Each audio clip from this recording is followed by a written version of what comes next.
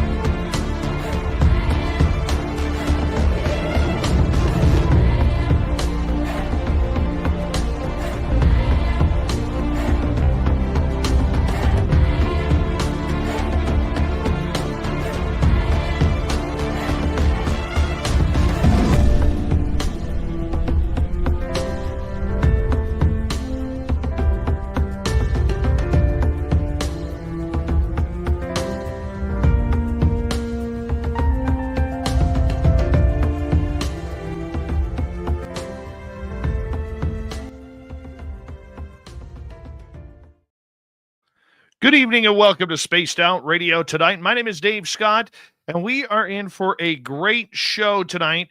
I've wanted this guy on for years. I'm so excited. Reinerio Hernandez is here. We're going to talk about what does God have to do with UFOs. It's going to be a good one. Dirty Filth is here with another crazy cartoon. And the best part about tonight, we have each and every one of you listening in and in our chat room as well. We have Lightwalkers in the gold medal position, Amanda taking home the silver, Frankie B with a bronze medal tonight, Robert Lamoth, Bar Madison, Fast Hemi, and Attorney at Large Michael Morris. Thank you all for coming on in. Little Cam is here. Little Cam will be signing autographs after the show. Line up to the left of the studio if you don't mind, to the left of the studio. He also ran 48 laps in 17 minutes around the high school track to warm up for this one. Eternity Eternal, how are you? Kitty Cattywhack, thanks for coming on in as we continue on with our roll call. Trucker Andrew, how you doing, buddy? Necessary Dialogue. Lee the Bee, thank you both for coming on in. Mel WD40 is here, lubing us up for tonight's show, because you always want to talk about UFOs and go into that show nice and smooth. So we need the lube to get things going. So we appreciate you for coming on in. Let's move on. David Dornberg, how are you tonight? Thanks for joining us as we continue on with our roll call. Big conversation happening in here. My goodness. It takes me right to the bottom. Holy cow. Road Flare, how are you? Flubber Lane has returned. Flubber Lane will be signing autographs after the show as well. Line up to the right of the studio, if you don't mind. To the right of the studio. Ethanol, good to see you. Little Timmy James, saw you last in Vegas and at Taco Bell. Yeah, it was good. Real good. We're going to talk about Tim's Taco Bell experience in hour 3 during the UFO report. Yeah, it was good. It was real good. Luscious Jules, nice to see you as we continue on with our roll call here. Warden Dragon, thank you for coming on in. Hi there, Paramarv. Good to see you. And let's see, who else do we have here? Scrolling on down, we got Kurt M. And who's next? Scrolling on down. Lots of you guys are conversing well tonight. Messing me right up. Number 29 in your program. Starting at center ice tonight from Stockholm, Sweden, Lars Jansson. J. True Seeker, how are you? Just another guy named Harry. Algaray over on Twitch, 142 chin-ups in 3.5 minutes. I don't know how he pulled it off, but he was absolutely phenomenal. Bob Thorson, nice to see you. As we continue on with our roll call, Millennium, my man, how's it going? Marty Burback, good to see you. Hillbilly Herb, thanks for coming on in. As we continue on with our roll call. And who's next? AJ, thanks for coming on in. Hi there, Zen1. What's happening, my man? And Gory Tiger, nice to see you. Tracy Alien Girl Winters. She changed her name. Good. I like it. Operation Shutdown over on X. How you doing, buddy? In the studio, how's it going? Ozzy, thanks for coming on in. And who's next on our list here? Let's say hello next to Deadfish. Good to see you. Carol Amario, thanks for joining us. Candy R, what's happening? What's going on? Tartar Sauce, thank you for joining us. He's flavored. Tartar sauce. Flavored. Yeah. Zen 2, how are you tonight? Good to see you. And I'm sure you're by Zen 1. You and Zen 1, probably sitting on the love seats together, listening on in, typing in the chat room. I love it. Walter Kochabinski, thank you for joining us. I'm Hardcore on X. Nice to see you, my friend. SJ, thanks for coming on in. Let's get the radio side going. Hello and welcome to the radio and podcast side of Spaced Out Radio tonight. My name is Dave Scott. We have Reinerio Hernandez here. What does God and UFOs have to do with each other? We're going to find out here momentarily as we are in roll call on our YouTube side right now, and we are almost to the bottom. Almost. Kimberly Burgess, how are you tonight? Benno from Oz, welcome to SOR Chat, and we are caught up. Super Chat is open. Hi, Kevin Kennedy. Throw those horns up, everybody. Let's rock.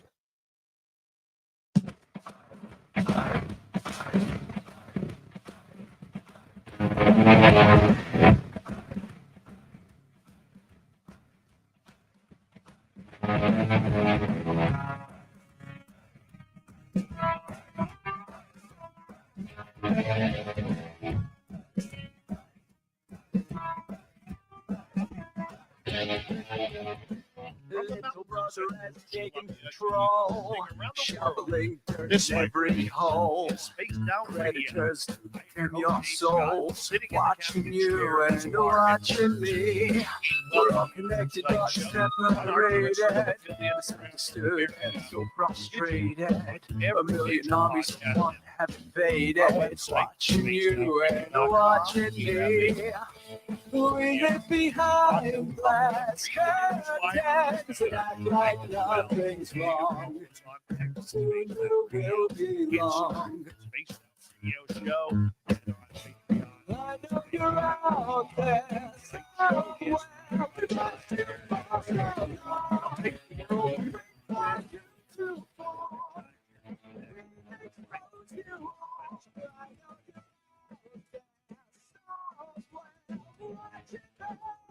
Little brother wants to make headlines, be immortalized. I have wanted to speak with Reinerio Hernandez for about 9 years. I've only been doing the show for 10 years. 9 years. This gentleman is finally on Spaced Out Radio tonight. We're going to have an amazing interview with him momentarily. Then in hour number 3, we got Swamp Dweller kicking things off. We're going to follow that up with a busy UFO report tonight with little Timmy James in studio. So we appreciate that. All right, let's get right to it here because I literally want to shut up and just let Ray talk because this guy is amazing. Absolutely amazing. Reinerio Hernandez graduated with honors from Rutgers College with was a master's candidate at Cornell University and was a Ph.D. candidate at the University of California at Berkeley, where he was the recipient of a National Science Foundation Ph.D. fellowship.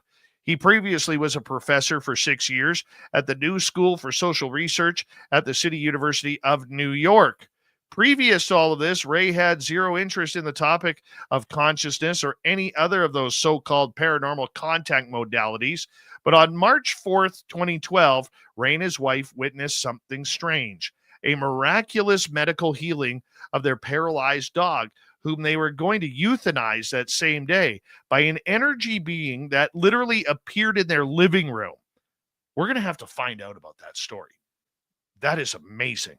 After this initial experience over the next 3 years, Ray began to have diverse paranormal contact experiences of what he called the contact modalities, NDEs, OBEs, UFOs, ghosts, spirits, remote viewing, channeling. You know what? That totally parallels what happened to me. Totally parallels what happened to me. Wow, I'm like goosebumping right now just reading that. I'm just so much more excited now. All right. He was also one of the 4 co-founders of the Dr. Edgar Mitchell Free Foundation. This is about UFO experiencers. I actually took that test, and I've quoted the Free Experiencers study so many times on this show. because I think it's one of the most important studies that has ever been happening. He is a master of words. He has written The Mind of God, a spiritual virtual reality model of consciousness, and the Contact Modalities. I've said enough. Let's just get right to it here, because I'm way too excited, and I'm going to start literally going off the rails here. Reinerio Hernandez, it's been a long time since I've wanted to do this and have you on Spaced Out Radio. Thank you so much for taking the time to join us tonight. Thank you, Dave. If I would have known the creative members of your audience with their beautiful names, I would have come on much sooner. Those are some really trippy names that you read off there a couple of minutes ago. Oh, yeah.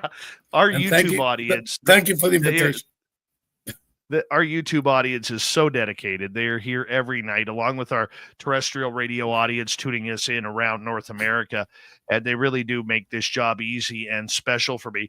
Ray, I'm going to say that you're a closet hero of mine. You don't know me very well, okay, but I have quoted you so many times on this show and your brilliancy, especially with your work with the free experiencers when you were doing that. And I just want to say thank you for being an inspiration to many of us here, because we were all looking for science that dealt with experiencers. Experiencers are the first ones in this field who always get castigated, who always get shoved to the side, say, get out of the way, let the real scientists do the real work. Yet here you are, along with the late Dr. Edgar Mitchell and many others, coming together to be a part of something special and really open the eyes through scientific statistics. And I wanted to say thank you for that. Well, thank you so much, Dave. That means a lot, because I've just found out that you're a major contact experiencer. And both Edgar and I and Dr. Rudy Shields, an emeritus professor of astrophysics from Harvard, and Mary Rodwell, these are the four co-founders, all of us firmly believed that it's the experiencers that hold the key to finally begin to understand the complexities of the UFO contact phenomenon. And in my personal opinion, most of these people that are major invitees and lecturers to these major UFO conferences, I think they're totally clueless. They're totally clueless. They don't understand the complexities of the UFO contact phenomenon. Why? Because they're not an experiencer. If you've had these major experiences, then you would understand this is not about materialism. This is not about a physical flying saucer and physical beings coming from a physical planet. This is something much more complicated. And so we can begin our discussions based off of that foundation. I have to ask you about your dog. What happened with your dog? Okay. On March 4th, 2012, our dog became paralyzed the day before. She could just move her neck, but she couldn't move, from her neck down. And so I called our vet that evening, which is a Saturday night, and he's a friend of ours. So he agreed to open up the office to euthanize her instead of us being the whole entire weekend with, a paralyzed dog. And so we had the appointment for Sunday afternoon. He was going to come in and open up his office to euthanize her. And my wife, who's a hardcore Catholic from Mexico, born and raised in Mexico, she began praying all night. And me, as a good atheist that I was back then, I said, do all the praying you want, but we're going to euthanize her tomorrow. And so the next day, we woke up at 6 o'clock in the morning. As I told you earlier, early to bed, early to rise. And so we checked the dog out. She was still totally paralyzed.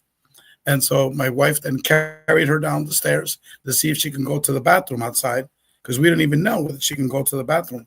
And so I went back to sleep. And then within a minute, I heard my wife screaming, and it was Ray, Ray, Ray. And me, I thought she had seen a cockroach or something like that. And so I totally ignored her. So she immediately went upstairs and hauled me out of bed to go downstairs with her. And then as we were going down the stairs, she disappeared right in front of me and the dog. And then immediately my mind, my logic, my thinking, my rationality was taken over by this intelligence, which I will describe in a second.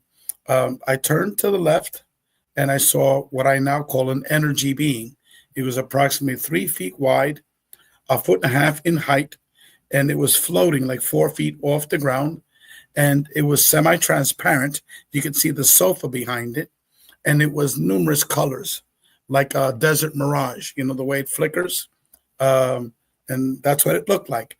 And so I looked at that object. I waved my hand at it and I said, this is bullshit. This is what you got me off for this crap. I'm going back to sleep. So just think about it, okay? I have all these advanced degrees. I was an attorney for the U.S. Department of Treasury for 25 years. Very logical person. And here I am, didn't give a hell that my wife disappeared, the dog disappeared, that I'm watching this energy being. Totally dismissed it. So I turned around and I went to bed and I put my hands like this, looked straight up, and I was immediately knocked out. An hour later, when I woke up, which is about 7 o'clock, I then had my logic back. I had my mind back. And I was like, holy shit, what the hell just happened? And I ran downstairs. When I ran downstairs, almost in the same exact spot where I had left it, my wife reappeared again, and the dog is running around the entire living room, completely healed. And to me, it was like an atom bomb exploded in my mind, and I was literally speechless for the first time in my life. I was like, you know, and my wife was just screaming and hollering, hallelujah, hallelujah, the angels cured her, the angels cured her. And the dog is running around the entire living room. Now, mind you, before the paralysis, she was walking around like a 95-year-old lady. She was 15 years old, Jack Russell Terrier. And she was taking Viagra for her heart, diuretics to flush out the excess liquids in her body, and because her kidneys weren't functioning very well. And so she was pretty much at her deathbed. And here she was like a little puppy running around. And so I asked my wife, I said, look at the time. It's 7 o'clock. We woke up at 6 o'clock. An hour. Where were you? Where did you go? I didn't go anywhere. You know, and she said, I was here the whole time. You know, you were right behind me the whole time.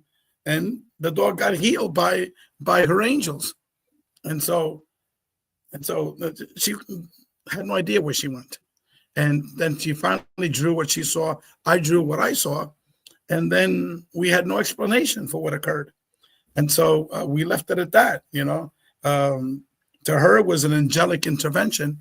And for me, it was a puzzle that I need to figure out. And so what happened was, over the next few months, she would be praying outside and these huge UFOs would appear. Okay. And the very first night she says, oh, my angels came and visited me last night. So I thought it was like a physical angel with wings, you know. And then she described what happened. She was outside. She heard a loud noise. And then she looked up and it was this huge object.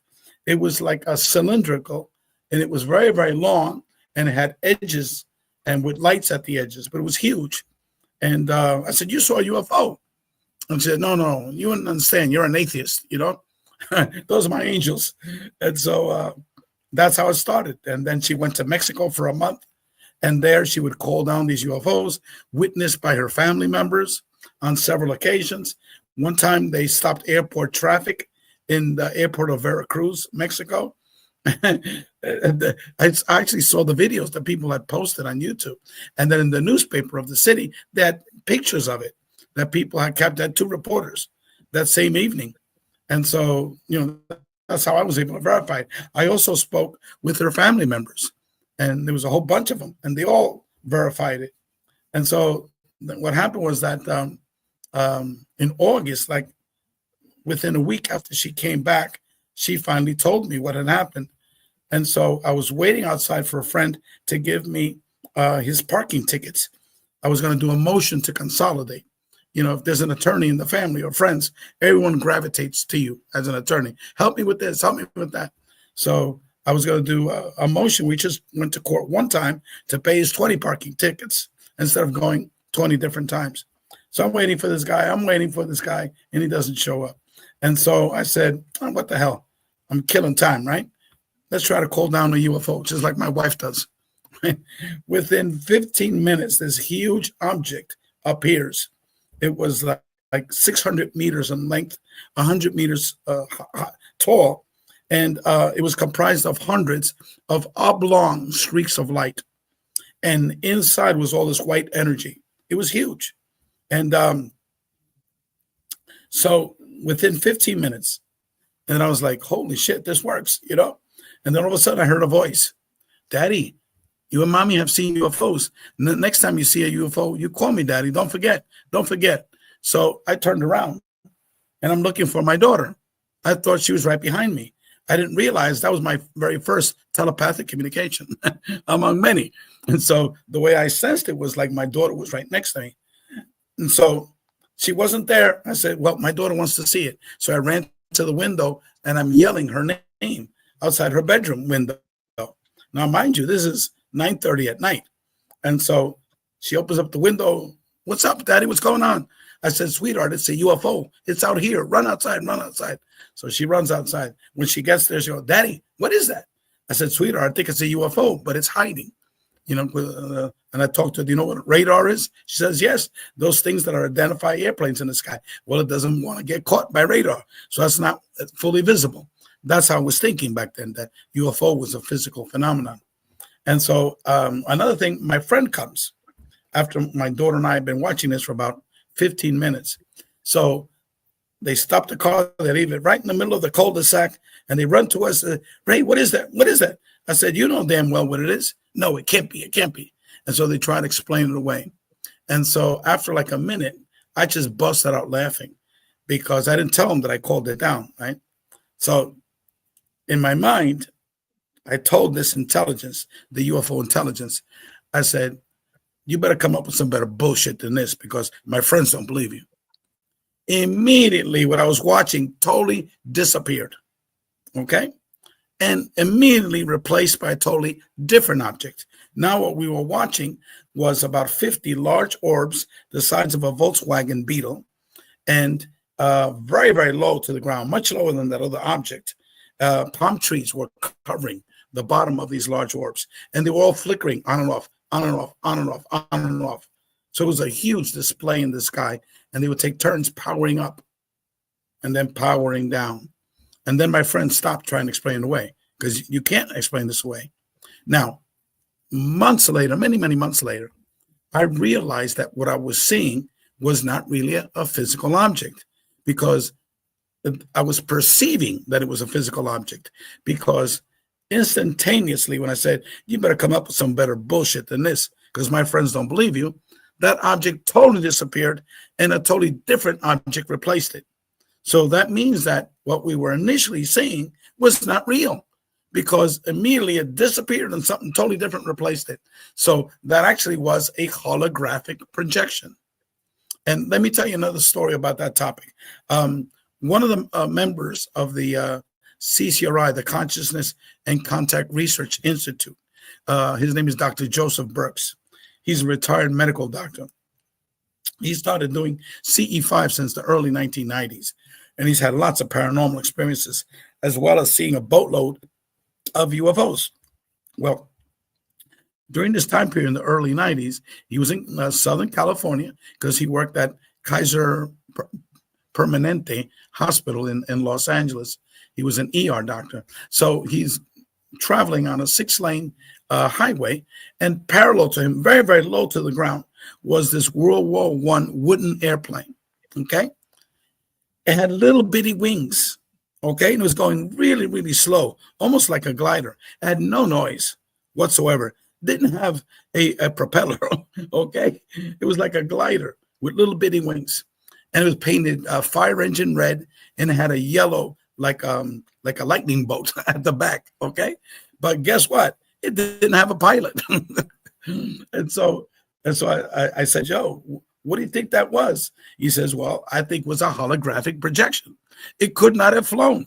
There wasn't a pilot. It had like 4-foot wings on the other side, and it was just one wing. Those wooden planes for World War I, it had like 3 level wings, okay, one on top of another. So he said, this thing couldn't have flown. And I said, Joe, I've reached the same conclusion that what we're watching are actually holographic projections from another multidimensional reality. And as I did more reading and more research, I found out Jacques Vallée held the same opinion. In several of his books, he mentioned that what we're watching possibly could be holographic projections.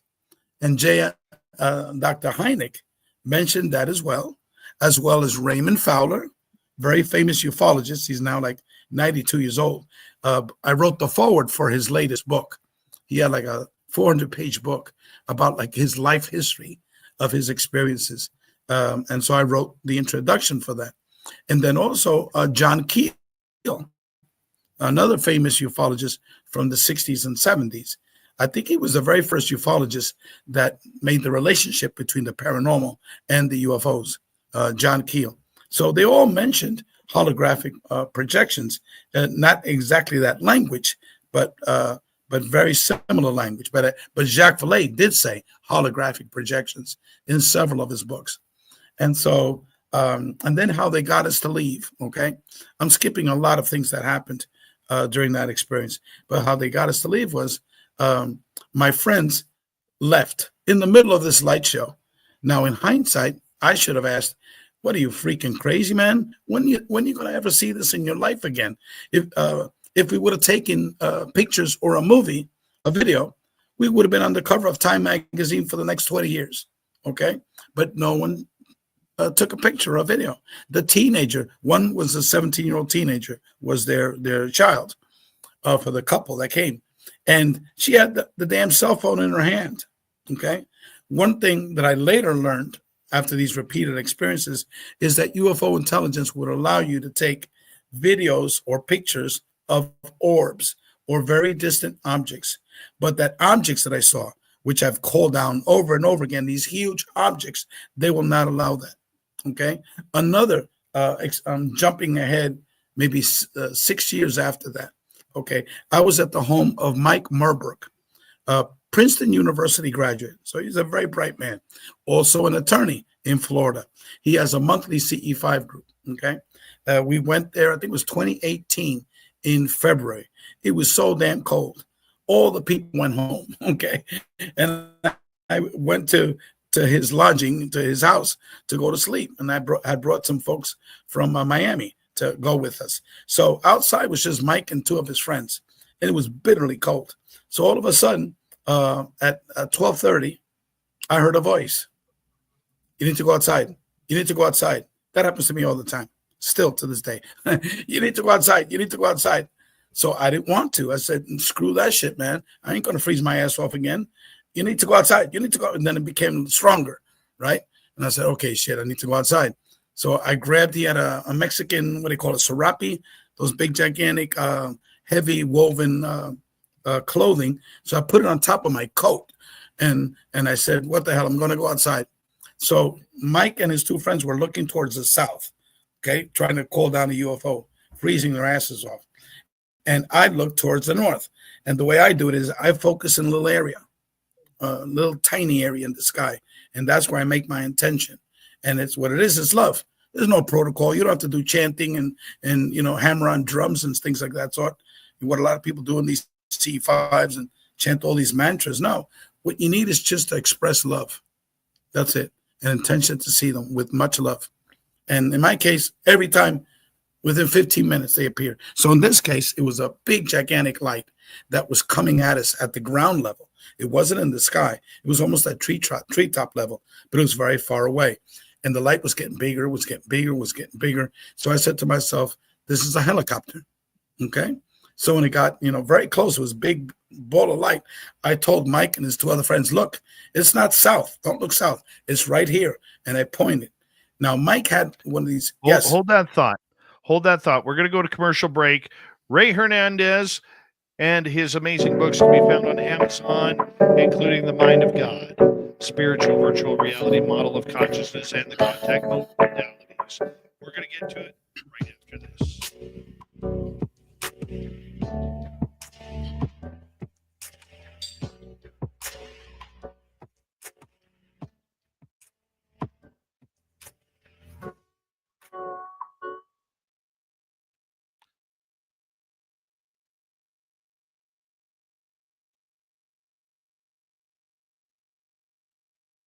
All right, we are clear. Your story gives me goosebumps right off the beginning because when I was 38 years old, I really didn't put too much effort into these topics until I saw the angel of death in my mother's eyes and then channeled the angel of death that night, 2 hours later. And everything exploded for me after that. So you're giving me goosebumps on that because that's exactly, it sounds so eerily similar to what happened to me. It's blowing my mind. Well, the point that I'm getting at where I finished off was that UFO intelligence will not allow you to take up close videos or pictures.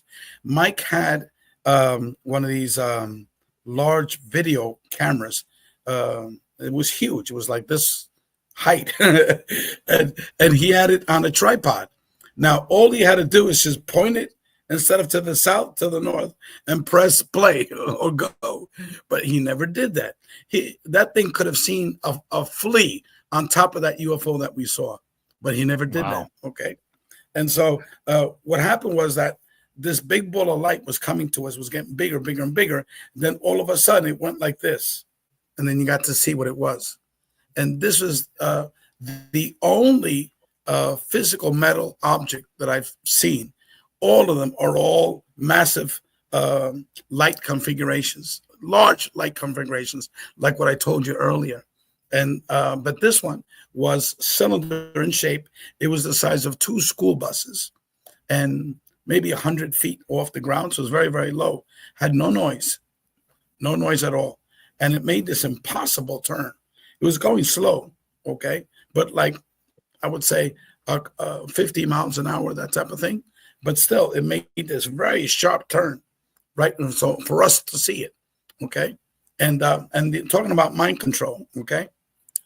Mike Merberg is his name. Mike goes, Ray, that's a secret military plane. And in my mind, it was like, that's a secret military plane, you know? And everyone else, oh yeah. It's going down to that Air Force base on the West Coast. It was going super, super slow, 50 miles an hour. It couldn't have stayed up, okay? Had no noise, all right? It must be a damn secret military plane to function like that. But, you know, later on, I called Mike about 2 weeks later. I said, Mike, why did you say that? He says, I don't know, Ray. I said, do you still believe it's a secret military plane? He says, hell no, that was a damn UFO. I said, Mike, do you understand that whatever this intelligence is, it was able to control our minds? He says, yes. So you learn by all of these experiences and by listening to others. They're repeating the same stories over and over again. And we managed to put, and I want to get your commitment to this. We've done 3 volumes, each of them 800 pages each, that contain stories written by experiencers of the major contact modalities. Now, these individuals are individuals, they just haven't seen a few UFOs.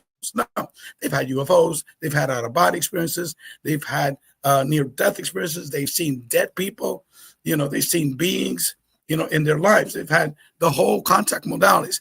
Not all of them have had everyone, except for a few people, but they've had maybe 3 or 4 of them. And that's the book series is titled A Greater Reality, okay? Volumes 3, Volumes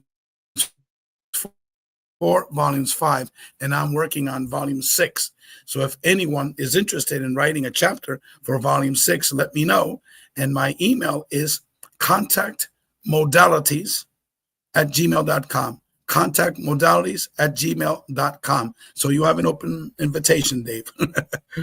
Love it.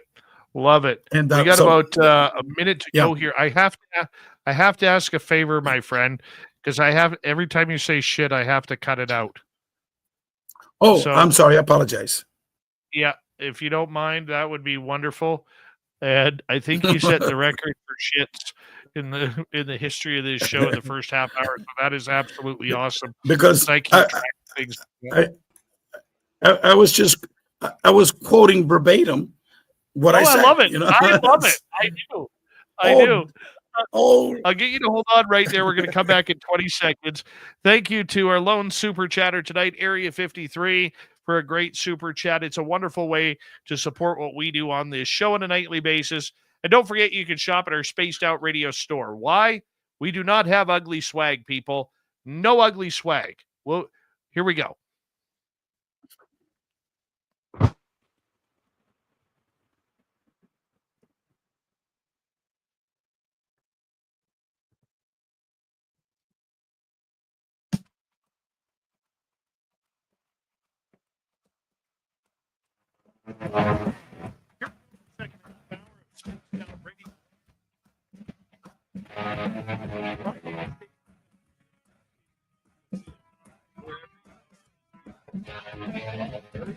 Reinerio Hernandez is here. We're going to continue with his amazing history and stories of UFOs and contact. This is fantastic. And I want to remind you before I bring Ray back on, you can find all of our archives for free on YouTube or any major podcast network. Our website, spacedoutradio.com. We have a plethora of features for you. Rock out to Bumblefoot, read the Newswire, check out our swag as well. Follow us on X at Spaced Out Radio, Instagram at Spaced Out Radio Show, and on Patreon in the Space Travelers Club. Reinerio Hernandez is here. We're talking about his amazing books, which can be found on Amazon. This man has written it. He has studied it. He has done the science and the spirituality part to bring in the mind of God, a spiritual virtual reality model of consciousness, and the contact modalities. Ray, thank you so much for being here. I greatly appreciate it. I have to ask about this rumor, okay? Because a long time ago, I heard a rumor about you, and I'm praying that it's true, okay? Right before the To the Stars Academy came out, allegedly, Tom DeLonge tried to buy the free experiencer statistics off of you, and you told him to pound sand. Is that a true rumor? that's correct. Yeah, it was on the phone call was Dr. Bob Davis, who is a retired professor of neuroscience, and Tom DeLonge wanted to meet with me. And what this was, it was 2017. We hadn't fully finished the free experiencer research study. We didn't have all the data, and so he basically wanted to buy us off. He wanted that data. And so I told him at that point, I said, we are an independent academic research institute. We have all these PhD academics participating in the program together with major names that you know about, Dr. Leo Sprinkle, Mary Rodwell, Kathleen Martin, the late Rosemary Allen Guiley. Leo has passed away and Rosemary has passed away. Barbara Lamb, together with like 10 PhD academics. And I said, we value our integrity and our independence, so our data cannot be bought. What did he want Because to he was do with building this to the Stars Academy. What do you think he wanted also to borrow our? Yeah, he also wanted not only purchase the data, but he wanted our organization to join his organization to add more, minds to the projects that he wanted to do. But we never even got around to discussing them because I totally shut him off.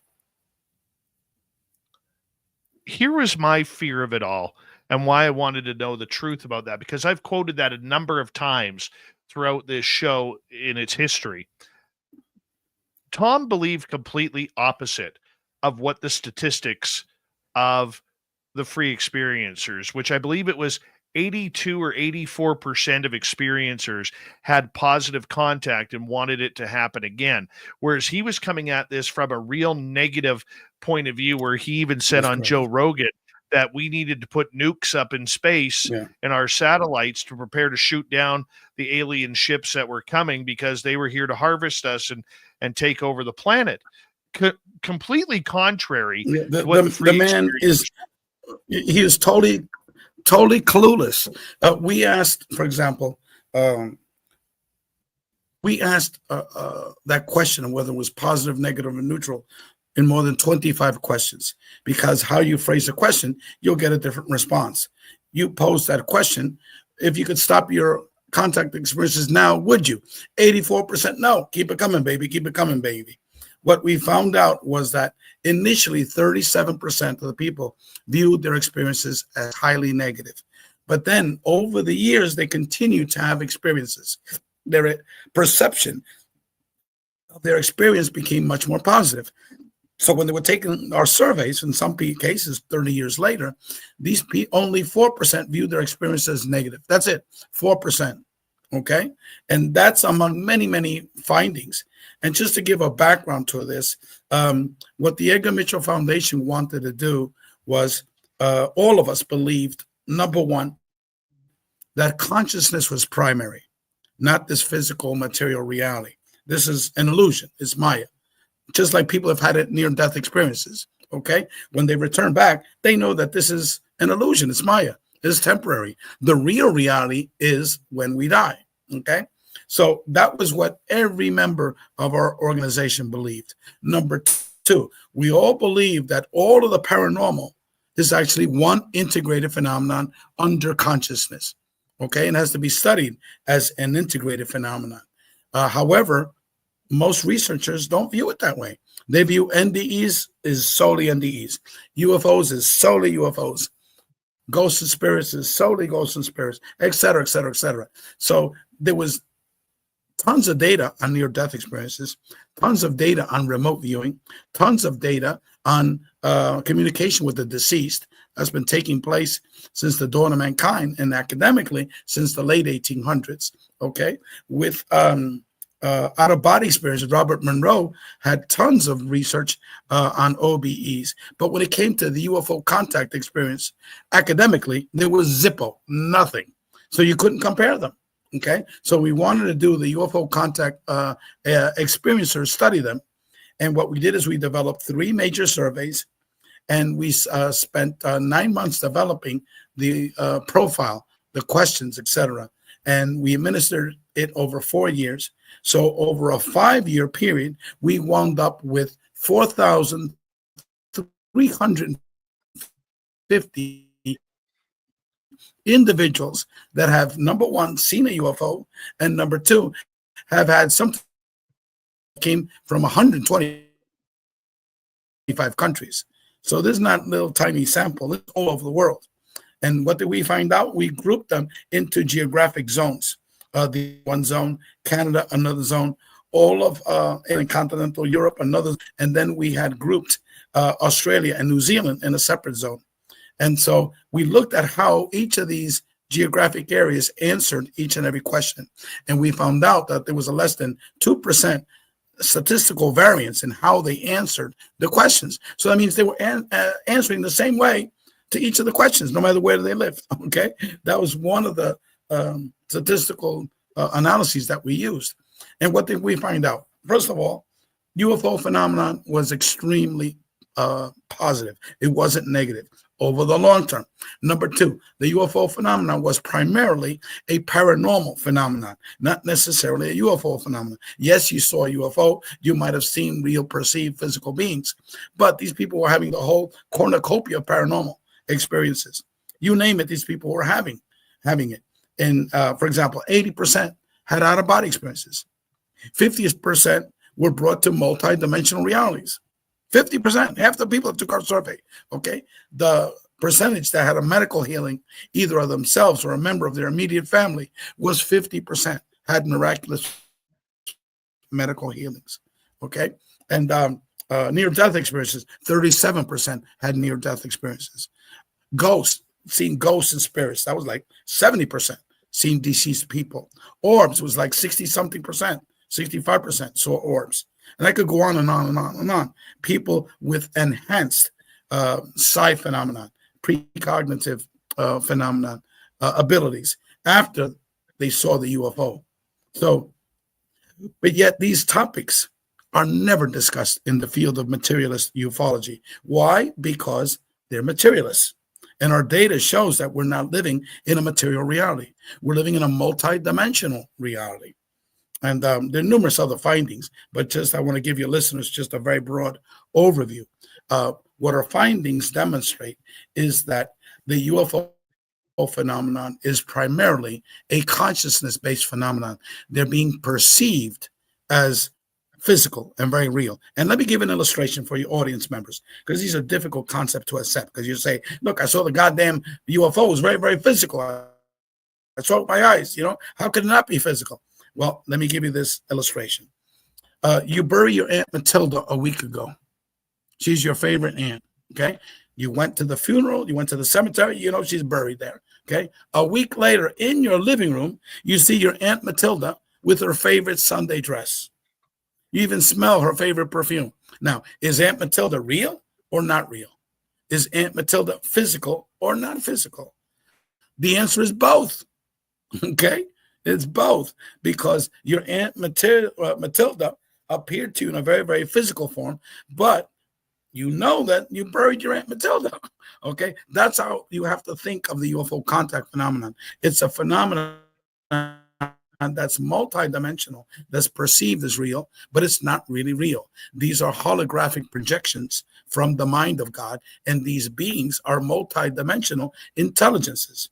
Let me pose another question to you, Dave, and to your audience members. Okay, what we found out in our research study, and also the literature from many, many researchers in the field, experiencers are seeing tens of thousands of different types of beings. Okay, number one type of being from our survey, we asked a question of 13 categories. Well, number one was other. 80% said other. Look, Ray, it wasn't in those 12 selections that you had. Okay, and we went through the selections of energy being, human looking being, the short grays, the tall grays, reptilians, mantid beings, the hairy types, like Sasquatch, et cetera, 12 different categories. 70%, 80% said no, it's not one of those 12. Okay, for example, the number one was the energy being, number two was the human looking being, and then number three after other, so it's really four in the pecking order, was the short grays. Now, the human-looking beings and the short grays came in numerous different heights, numerous different colors, wearing different types of clothing. Some didn't wear clothing, insignias, and the human-looking beings, my God, they were Asian beings, Mediterranean skin. They were blonde hair and white skin. Some were 15 feet tall. Others were 2 feet tall. I mean, you name it. And then the clothing, oh my God, it was like every clothing known to mankind. Then there was the animal beings, okay? People were seeing the elephant head from India. What is it called? It got my Alzheimer's is kicking in. But the being from ancient Vedic traditions in India that's got a head like an elephant. They had like fish people. They had cat people. They had rabbit type of people, large rabbits with legs, you name it. So people are seeing tens of thousands of different beings. So now question to your audience members, Dave, and to you, okay? Did these tens of thousands of diverse physical beings, did they come from tens of thousands of different planets? Okay, usually they appeared to us for less than 30 seconds in almost all of these cases. It was like quick in and out, and that's it. They're not there at a bar drinking a beer with you for 2 hours. Okay, it's very quick, that type of interactions. So did they come from 10,000 different physical planets, or is the phenomenon a little bit more complicated than that? Okay, I argue that it's a bit more complicated than that. Because these are multidimensional intelligence that are popping up into our reality for less than 30 seconds. Ray, what was it like to work with Dr. Edgar Mitchell? Yeah, we broke up for a few seconds. Yeah. What was it like to work with Dr. Edgar Mitchell? Oh, we've lost Ray's signal here for a second. Because when there he is. Yeah, we got you in the very beginning. He was, in the very beginning he was brilliant. I met him in 2013, in May of 2013. He invited me to his house so he could listen to my experience. I had an out-of-body experience when I was in the middle of a traffic jam in May of 2013. And what Dr. Rudy Shields said, Ray, you had a download of Dr. Edgar Mitchell's quantum hologram theory of consciousness, where I was shown what is consciousness, the contact modalities, that they're all one integrated phenomenon under consciousness. So I won't go into those details. It was very, very complicated. But if people want to read my new book that I published about my personal experiences titled A Greater Reality, One Man's Journey of Discovery, I go into detail all of my experiences, including my theories, my hypotheses of the paranormal and the UFO phenomena. And so in the very beginning, Edgar had his mind. Brilliant man, brilliant, okay? Towards the latter part, the last 2 years of his life, he died in, if I recall, in February of 2018. I saw him in the hospital 2 days before he died, okay? And for those last 2 years, he started to wither intellectually, mentally. But he was a brilliant, brilliant man. People don't know, that a lot of people, that yes, he was Apollo 14 astronaut, but he was also the founder of the Institute of Noetic Sciences, which is the world's leading academic research institute on the psi phenomena. Wow. What was his love for this subject?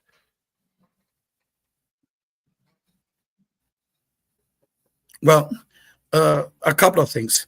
He grew up in Roswell, and he was there for his senior year when the newspaper published the Roswell crash. Okay, and so from the very beginning, he had that information of the publicity, but he thought it was always something that was retracted, from the because of the newspaper retraction.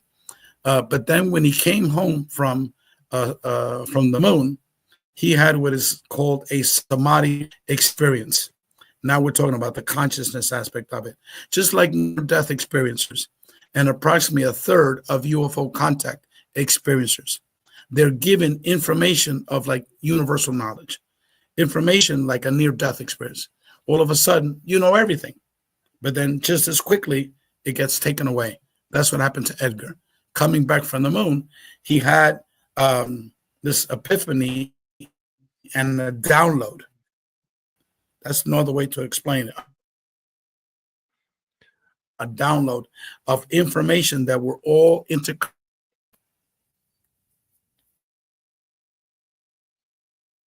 and there's no separation. And this is information that was it got taken away. And Edgar was like, "What the hell happened to me?" Did he see any extraterrestrial activity on the moon? Yes, Dave.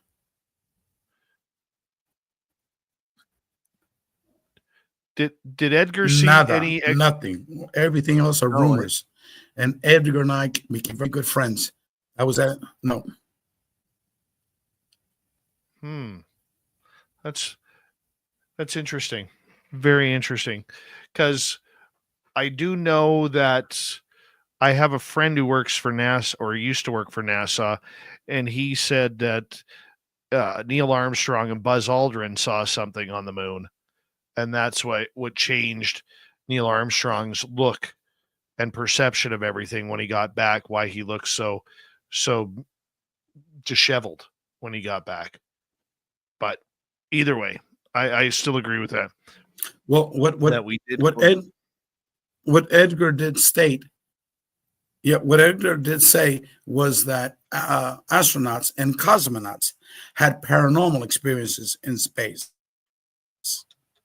So he did say that, and he wouldn't provide me details, but he made insinuations like they would see, beings, and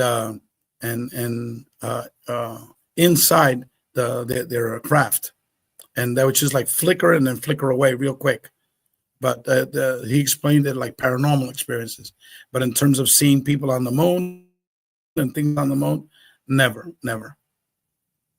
Man, that had to be the most surreal experience, walking on the moon. Unbelievable. I agree. What do you think of Dr. Eric Davis recently coming out and saying that the United States government is in contact with 4 different species of extraterrestrials. Just like most of these so-called whistleblowers, they're just spreading misinformation from third parties. You hear it from someone else, they hear it from someone else, they hear it from someone else, and then it becomes a fact. Just like the information that was told to what's his name, okay, to Tom DeLonge, for example. You hear third parties talking about the same thing, and so then it becomes like a fact. And so that's bullshit. Love it. I love it. Good. So for example, think let me give you a little. Yeah. We got 3 minutes give you a little to side go. story here, okay? Story. Yeah. Real quick, okay. The director of MUFON about 4 years ago, we both spoke at a conference in Boston, and so he told me how many PhD biochemists do we have. I said we got 2 PhD biochemists. He says, "Can I send something to you? You could forward to him," and I did. What it was an autopsy report of this little being called J-Rod, okay, which is publicized in all conspiracy theories.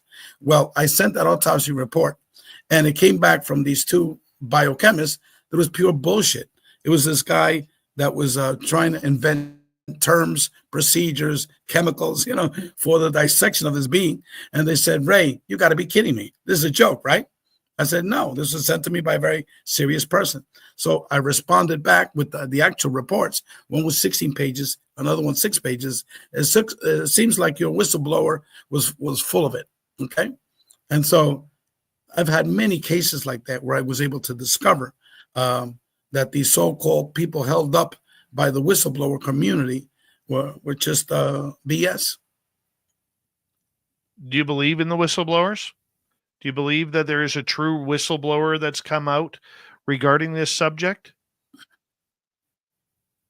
Well, I don't believe that there are physical UFOs that the U.S. has captured. I don't believe that there are physical beings that the U.S. have captured. You have to understand that these are intelligence. I mean, if you could heal a dog in 50 minutes, if you could respond to people calling to see you within 15 minutes, if you can make a perceived object appear and disappear instantaneously, okay? They're not going to have a UFO craft that just crashed and landed, okay? It just doesn't work that way. These physical beings, please, these are not physical beings. They can appear in front of you and materialize in front of you. They can communicate with you at distances, telepathically, okay, from wherever they're at. But yet this is what materialist ufology concentrates on. Why? Because they're materialists. They just work off the 5 senses, okay? And the reason why our book only sold 200 copies was because we had the word consciousness in it. Beyond UFOs, the science of consciousness and contact with non-human intelligence. And 98% of the people in ufology are physicalists. They're materialists. They don't believe in anything that's paranormal related. They throw that out. MUFON, they still do it. Anything involving experiencers, they throw it out. The paranormal. Anything that's multidimensional, they throw it out. So that's still the state of ufology. Yeah, it is. And Eric Davis is a pure materialist. There's no way around it. I think most of them are in it for the want and need of fame. Well, that's for sure. I'm in it. I'm in it to try to discover what really is happening, and I do it through the experiencer. Okay, not through whistleblowers. If you really want to understand disclosure, just read the tens of thousands of case studies from major contact experiencers. In our book, we have 3 books, 800 pages. This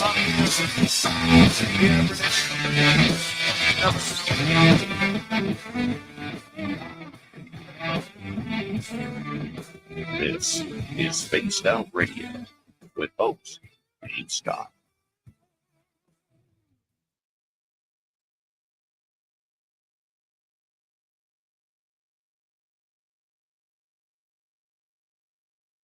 All right, we are clear.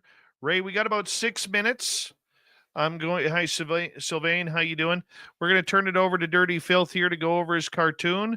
We'll be right back. Okay. So, if you want to take a quick break, we could do that, or you can hang out with Filthy. Oops. I made sure I turned the microphone on here, Dave, so I can ramble about the cartoons. It's very important because this is the beginning of, well, an interesting story, to say the least. So we have Carl, Stanton, and Alan, 3 gray aliens, as usual. And let me just zoom in here a little bit. Yeah, back in the day, we didn't have this problem. It was just... There we go. Look at that. There we are. So we get Carl, Stanton, and Alan. Thanks, Amanda. They're pretty good boys. Gremlin's, he's orange, so he's got a little bit of brain damage. Anyways, here we have Carl, Stanton, and Alan. And Alan is asking Carl, "Are you sure Fabrice let you drive his UFO?" And of course, Carl's sweating his brains out because, of course, he didn't actually get permission or anything. It's funny, Marty, because Fabrice actually calls the Carl, Stanton, Alan the boys. So then, next thing you know, here we are out in the New Mexico desert. He's saying, "Carl, I told you left at Albuquerque." Carl saying, "Oh man, Fabrice is going to be so pissed." And Stanton's back is itchy because he got a tattoo previous to the accident. And then poor old Fabrice here, "They crashed my UFO where?" And of course, he's got his picture of his mom there because you always have to have a picture of your mom in the background.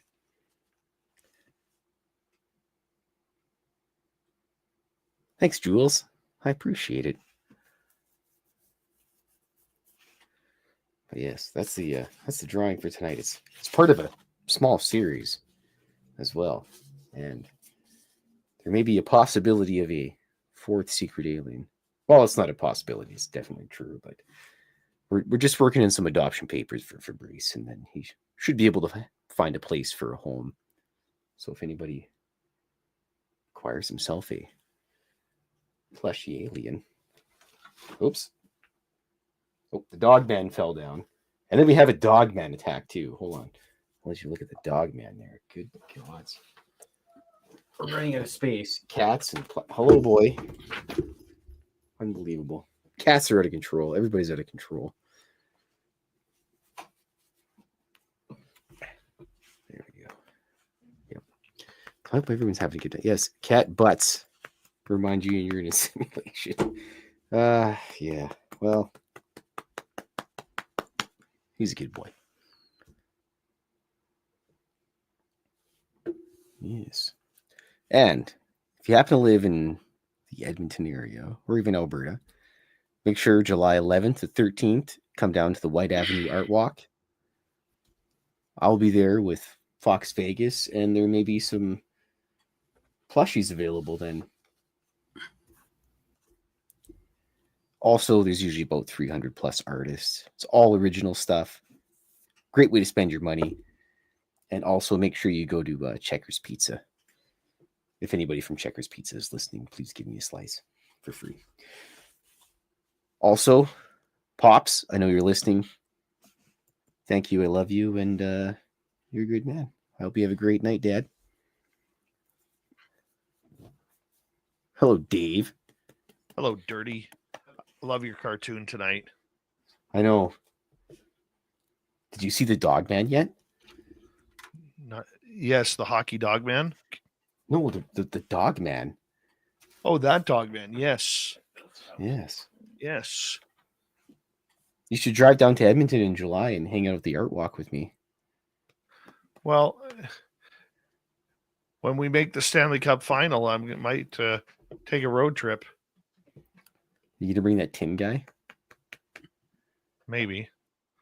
Oh, he's probably a Vancouver fan, isn't he? I don't know. Are you a Canucks fan? I was. He was. Yeah.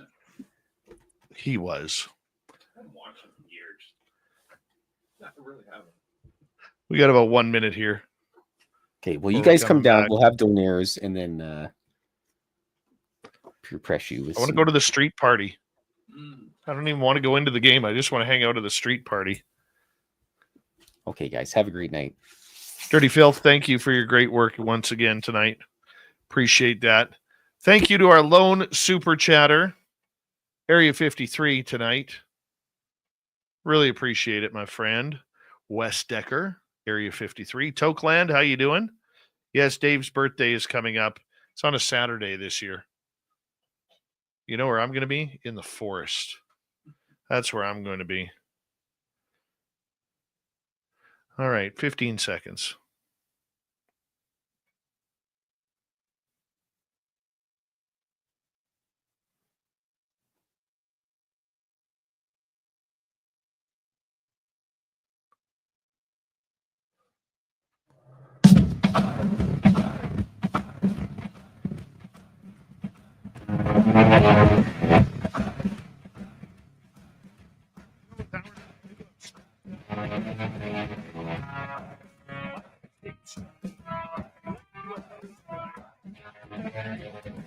You can find all of his books on Amazon and just type in his name, Reinerio Hernandez. It's all right there, including the Mind of God, spiritual virtual reality model of consciousness, and the contact modalities. We're going to get into that momentarily, but first we want to say hello to everyone listening in on our terrestrial affiliates around North America, digitally on every major podcast network. Our website, spacedoutradio.com. We have a plethora of features for you. Rock out to Bumblefoot, read the news wire, check out our swag as well. Follow us on X at Spaced Out Radio, Instagram at Spaced Out Radio Show, and on Patreon in the Space Travelers Club. The Desert Clam has set the password for tonight in the SOR Space Travelers Club. Paysage. Paysage is your password. Use it wisely, Space Travelers, as the Clam sets the password each and every night right here on Spaced Out Radio. Let's bring in our guest, Reinerio Hernandez. He is an author, researcher, a man dedicated to finding out the truth behind UFOs. Not UAP, which are man-made objects, UFOs. Ray, welcome back to Spaced Out Radio. Thank you, Dave. Let's talk about your Dave, book. Before we begin, can I give the audience members first of all, people can get free copies of several of my books. Just go to our website, agreaterreality.com, agreaterreality.com. And we actually have 8 books. So it's been quite a while since we last spoke. And I could go over each of the different concepts in each of the different books. I love it. Thank you. Greaterreality.com is the website. Let's get to your book about God and UFOs, the Mind of God, a spiritual virtual reality model of consciousness, and the contact modalities. How did this come about?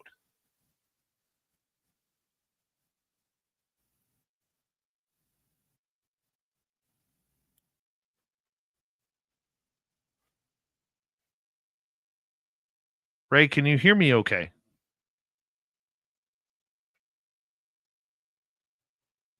Yeah, now I can. Okay, let's talk Could you about your repeat book question? absolutely, I can. Your book, The Mind of God. How did this come about? Okay. Well, it came about by being educated by Edgar Mitchell, Rudy Shields, the numerous PhD academics and medical doctors that were part of our group, and then by the new organization, the Consciousness and Contact Research Institute. If you go to our website, you'll see a big long list with pictures and bios and articles that these people have published. And all of these people, as I said earlier, they are not materialists. They're all idealists. That means that they believe that our reality is an illusion. It's not our real reality.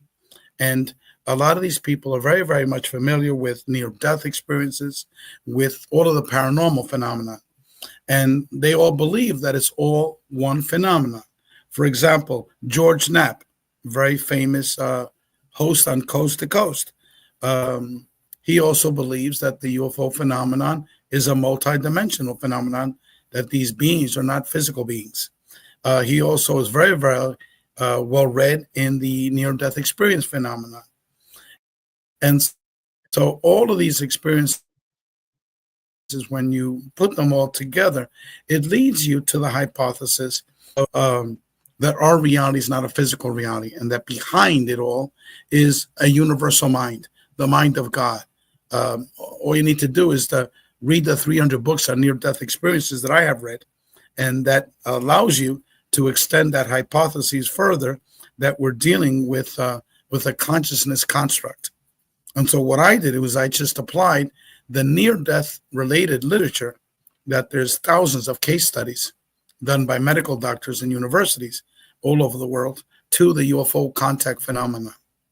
That's very simple how I arrived at it. I could elaborate if I'm allowed to give time to that. Please. Okay, and so here you have these brilliant individuals, physicists, astrophysicists, neuroscientists. Dr. Eben Alexander was a brain surgeon, a professor of brain surgery at Harvard University. Okay, Raymond Moody has a Ph.D. and a medical degree, and their main focus was on near-death experiences. One of the co-editors for our new book series, 6-volume book series, each of them are 800 pages each, is Dr. Jeffrey Long, and he's written 3 books on near-death experiences, and has been researching NDEs for over 30 years. And then on top of that, you add people like Jeffrey Mishloff, who's had a radio show on before it was a TV show, and now it's very, very popular on YouTube. And he's interviewed thousands of people on the topic of consciousness and the paranormal. Okay, Gary Schwartz, a professor at Harvard University, now is at the University of Arizona. Okay, another co-editor is Dr. Michael Grosso, a PhD from Columbia University, a philosopher. Okay. I could go on and on and on. Dr. John Klimo, another of our co-editors of our books. What we did is we developed 2 volumes for our Greater Reality book series. Each of these volumes is 800 pages each. And these are theoretical articles. For example, we took this topic of what is consciousness, and we published 6 articles, academic articles. We on the topic of UFOs, we had 13 articles that argued that UFOs are a consciousness-based phenomena. Okay, you can't find that anywhere. Okay, but 13 different articles by different PhD academic professors, and with near-death experiences again, and the survival of consciousness, remote viewing. We had one of the founders of remote viewing, Stephanie Schwartz. He was doing remote viewing and writing about it before the Stanford Research Institute in 1972. So the mind of God is basically all those paths that I've just mentioned leads to the hypothesis that our reality is not our physical, real reality. It's physical, yes, but it's not a real reality. The real reality is beyond that. And in the mind of God, I present this thesis of how consciousness works. Consciousness is actually the whole system of when we die, okay, we rejoin back the mind of God. We rejoin God. If you can think of God being a brain, okay, and we are a neuron, our individuated unit of consciousness, or soul, or spirit. And so the brain is filled with billions of neurons. So when we get born, the neuron still is attached to the mind of God. But when we get born, that whole aspect of it, of knowing what the other side is, the spirit world side, for lack of a better word, okay, we get detached from that. But then when we have a near-death experience and are told to return, we're still, a portal is open. We begin to have paranormal experiences. When we have contact with these UFO intelligence, these are multidimensional beings, so we open up that portal, okay? And then we begin to have these paranormal experiences. When we have astral travel experiences or out-of-body experiences, we leave this four-dimensional reality and we go into another multidimensional reality, and then the portal remains open. We begin to have these paranormal experiences. So all of these different paranormal contact modalities, one aspect of it is that they are pathways for us to be able to extract information from these information fields. Dr. Edgar Mitchell has an article in volume 1 of our book, and he talks about the quantum hologram theory of consciousness, which is a theory based upon information fields, Akashic records, and the mind of God. And so with that book, The Mind of God, is a very simplistic book written for the layperson, almost no footnotes in there. And it's short, only 200 pages. And it even provides a whole hierarchy of different dimensions. For example, our dimension is 4D. And that is the 3 dimensions of coordinate geometry. And the 4th is space-time. So that's the 4D. Once you have an out-of-body experience, you're interacting with the physicality of our physical realm. But you're not in the physical realm because your consciousness is looking down at your body, for example. Or you might go next door to, your mother's house. You might, if you want to, go to the other side of the moon, but you're still interacting with the physical space of our physical reality. So that's the 5D reality. Now, when you have an astral travel experience, then you go beyond the 5D reality, and we really don't know how many dimensions are there. And people that have astral travel experiences, you need to get a lot more people that have had these things so they could educate your audience members. It's almost a free-for-all. They're having every type of experiences, just like a near-death experience, except for a near-death experience has straight commonalities. Like, for example, a life review. There was a third of the people have a life review. You see your deceased relatives. You have a communication with a being that you identify as God. Usually this energy being, large energy being, you go through a tunnel, et cetera, et cetera. These are some of the commonalities of a near-death experience. And so what that book is takes you through the different dimensions where when you die, you go up the different dimensions of our reality, and then you come back. And then the intelligences, the beings, so-called quote-unquote beings, but I call them non-human intelligence that we're interacting with, they descend down from their different astral realms that they're residing in, okay? And then they pop back up to their dimensional space that they're at. And if I could make a pitch, volumes 1 and 2 of our Greater Reality book series are theoretical. Some of them are a little bit more difficult to understand, like Dr. Edgar Mitchell's theory of the quantum hologram. I had to read that 3 times myself, but it's an excellent article, which gives you a good grounding of consciousness and our multidimensional realities. Then volumes 3, 4, 5, and 6 are articles written by major contact experiencers. Volumes 3, for example, we have 2 medical doctors that have written about their paranormal experiences. And one of them, a medical doctor, I see Sasquatch in the background. She's had 3 Sasquatch experiences. She's seen 14 UFOs. She's had 2 near-death experiences. After her second NDE, she began to see lots of dead people in her hospital, going through walls, going through the elevator doors. And she's had astral travel experiences, precognitive experiences. So she's just an example how all of the contact modalities need to be studied as one integrated phenomenon. So that's a greater reality, the new paradigm of non-local consciousness, the paranormal, and the contact modalities. That's the formal title of our book.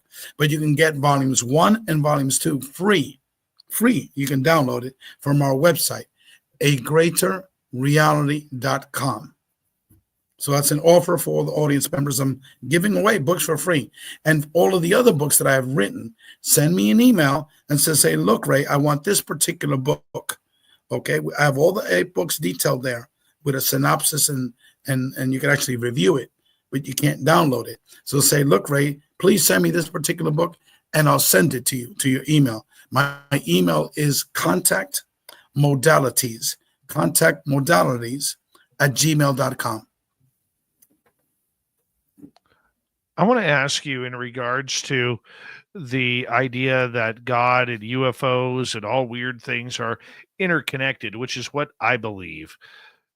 Where do you line up with the fact that many people in the religious community believe anything alien or UFO is demonic? Well, these are they're not educated about the UFO phenomenon.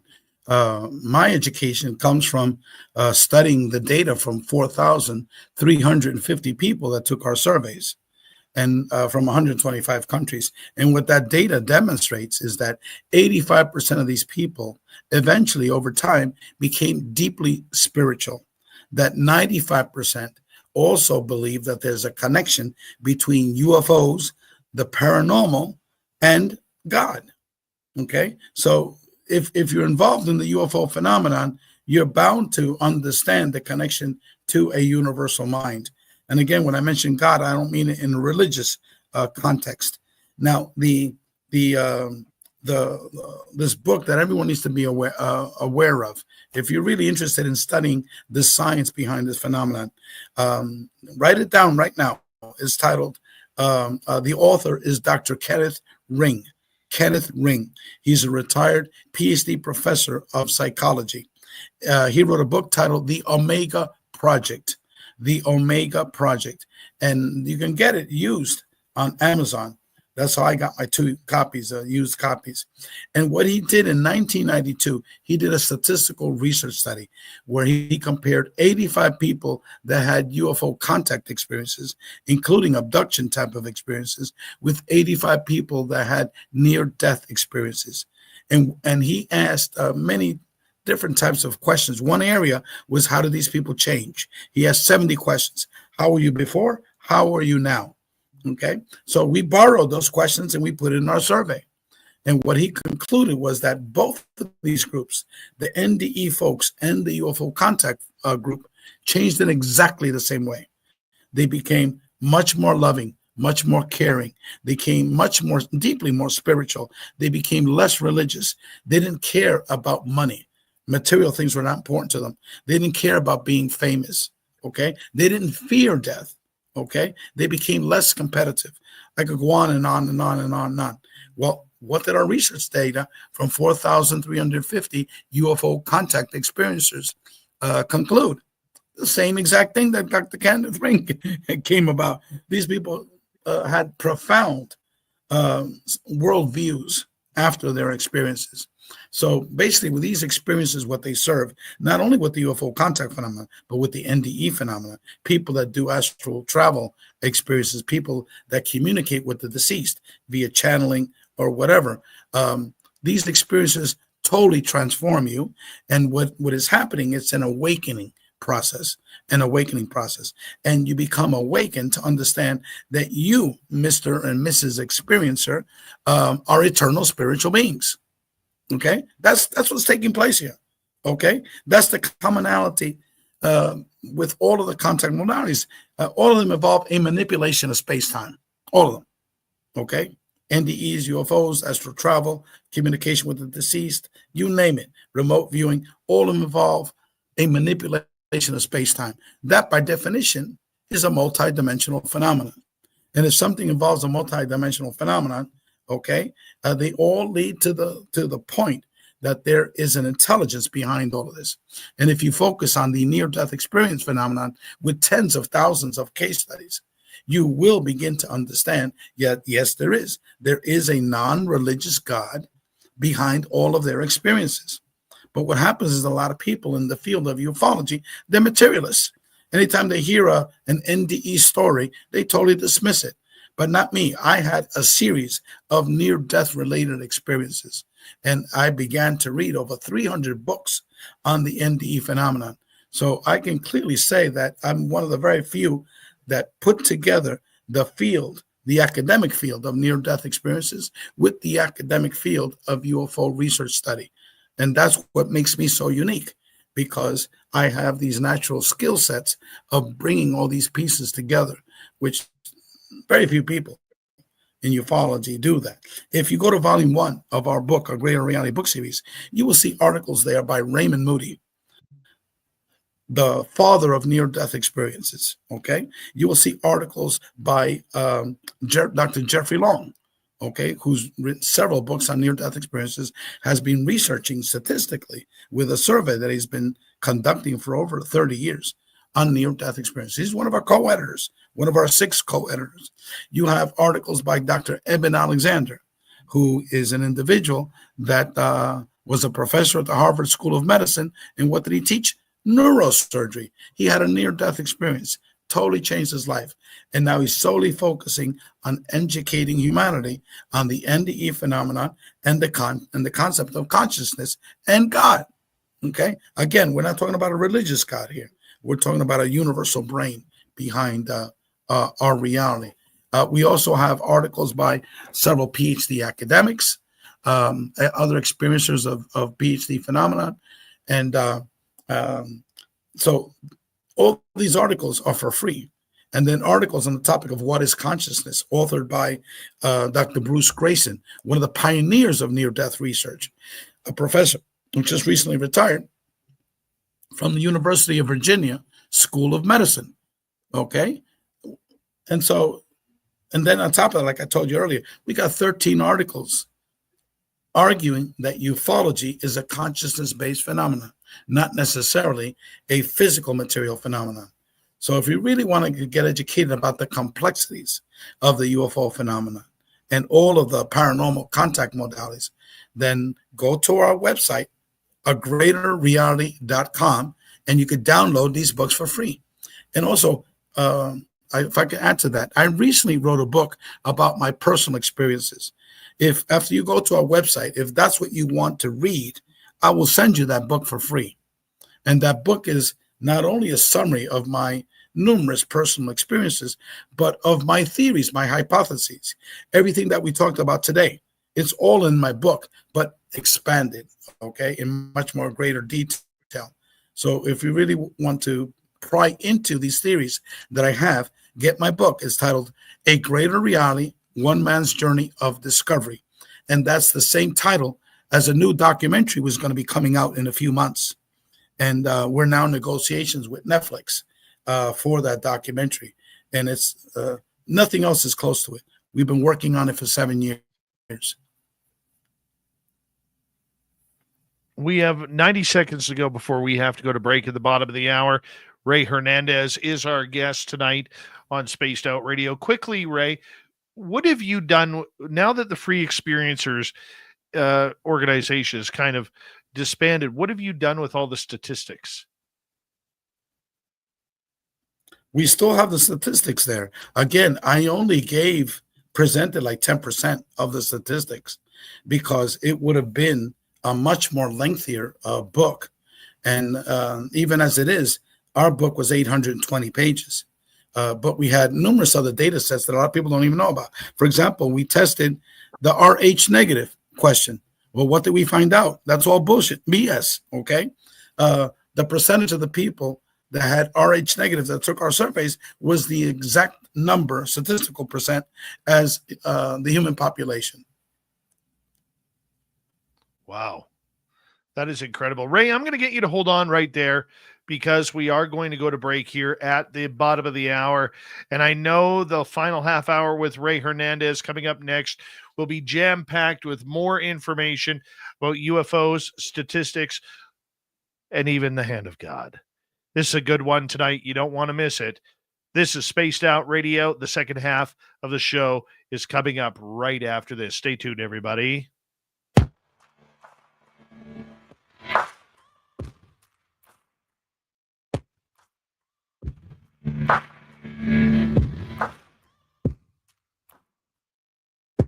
listening to Spaced Out Radio with your host, Dave Scott.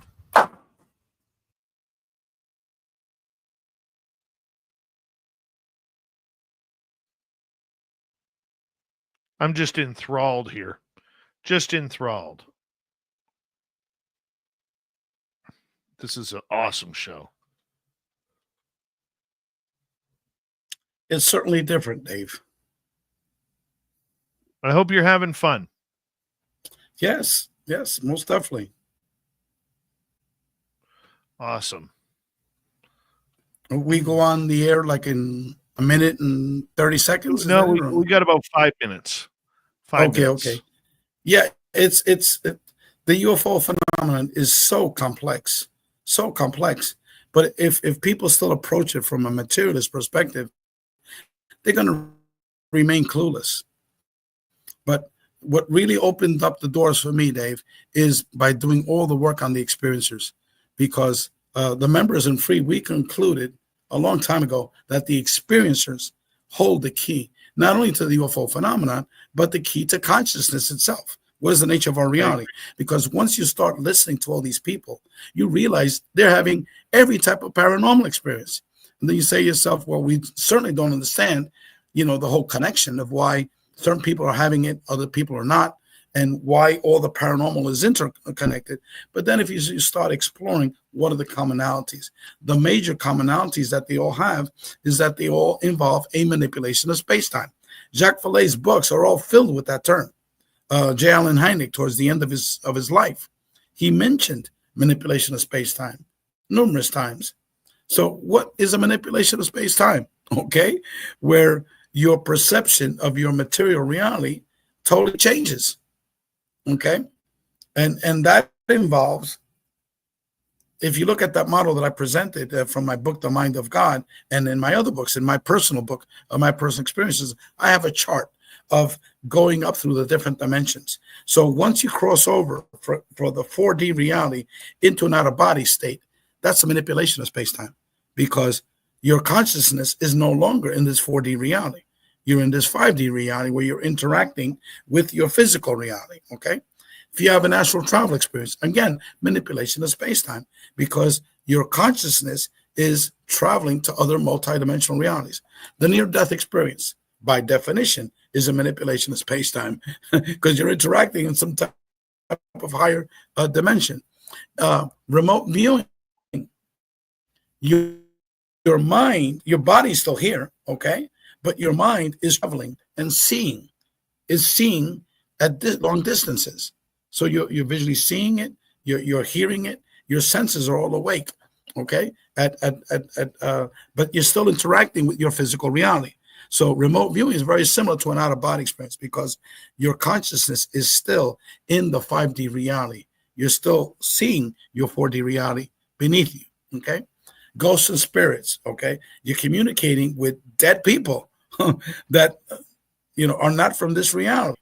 So that, and then the UFO stuff, all of our data shows the manipulation of space-time from all of our data, okay? For example, 50% have had a miraculous medical healing, like our dog. Don't tell me that's not a manipulation of space-time, okay? When your dog is healed within, 45 minutes, 50% of the people were brought to other dimensions like I was, okay? By definition, okay? Not necessarily because of the UFO that you saw, but tangentially with all of the paranormal experiences that you opened up that portal that are beginning to interact with you, okay? And then NDE phenomenon opens a portal too. People begin to have paranormal experiences.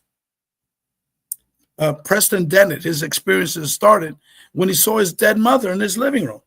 All of a sudden, later on, he joined MUFON. He calls down UFOs. He sees them and other beings that he's seen as part of this process. Then, after many, many years, he learns how to do out-of-body experiences. And it's like he progresses. He doesn't have any astral travel experiences. Then finally, he has an astral travel experience. And that's what he's been doing for the last 20 years, astral travel experiences. I asked him, what's your more profound experience? You've seen beings, you've seen boatload of UFOs, you've seen your dead mother right in front of you, you've seen other beings. Beyond a shadow of a doubt, astral travel experiences. has been his most profound experiences. So what these experiences do is that they open up portals, okay, for you to have additional paranormal experiences. And all these experiences, all they do, they're all a manipulation of space-time. That's what they have in common. Love Preston Dennett. Love him. We got about 35 seconds before we're coming back on the air. Thank you to Area 53 for our lone super chat tonight. It's a wonderful way to support what we do on this show on a nightly basis. So thank you very much. Also, we want to remind all of you that you can go shopping at our Spaced Out Radio store. Why? We do not have ugly swag, people. No ugly swag. And we want to make sure that you guys look good each and every time you're out in public. Because you can wear our stuff out in public. It's true. It looks nice. Here we go, everyone.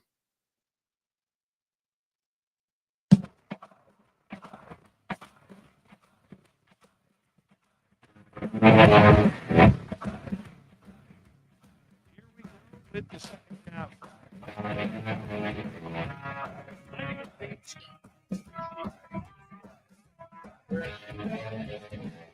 We call Earth.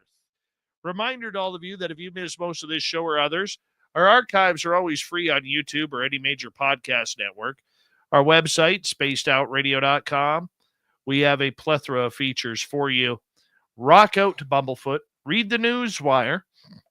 Check out our swag as well. Follow us on X at Spaced Out Radio, Instagram at Spaced Out Radio Show, and on Patreon in the Space Travelers Club. Final time tonight, Reinerio Hernandez is here. God, UFOs, consciousness, it's all tied together. We just need to make sure we can figure out how, as humanity, we can do it. Ray, thank you so much for being here tonight on the show. Once again, Dave, thank you for the invitation. Right before the break, I asked you about the free statistics, which you still have. You're still releasing them as they go. Could we ever see another study like this? Because this one was pretty profound. I would like to do it, but for experiencers of all of the paranormal. But that is a massive undertaking. The free study, we had a lot of people involved in it. We spent literally thousands of hours in this study, and it took us 5 years to do it. And ideally, what needs to be done is a comprehensive statistical research study of all of the paranormal experiencers. Like that, we compare apples to apples, orange to oranges. But that's a huge undertaking, and I don't know whether I could just devote 5 years of my time again to doing a similar project. And I'm able to recruit other researchers to do this as well. But it's certainly something that I've always had in my bucket list of things that I want to do. I would love to see you do that again. I would, and I know the manpower that you need is pretty amazing, because you have to have the time, the effort, even the financing in order to do that.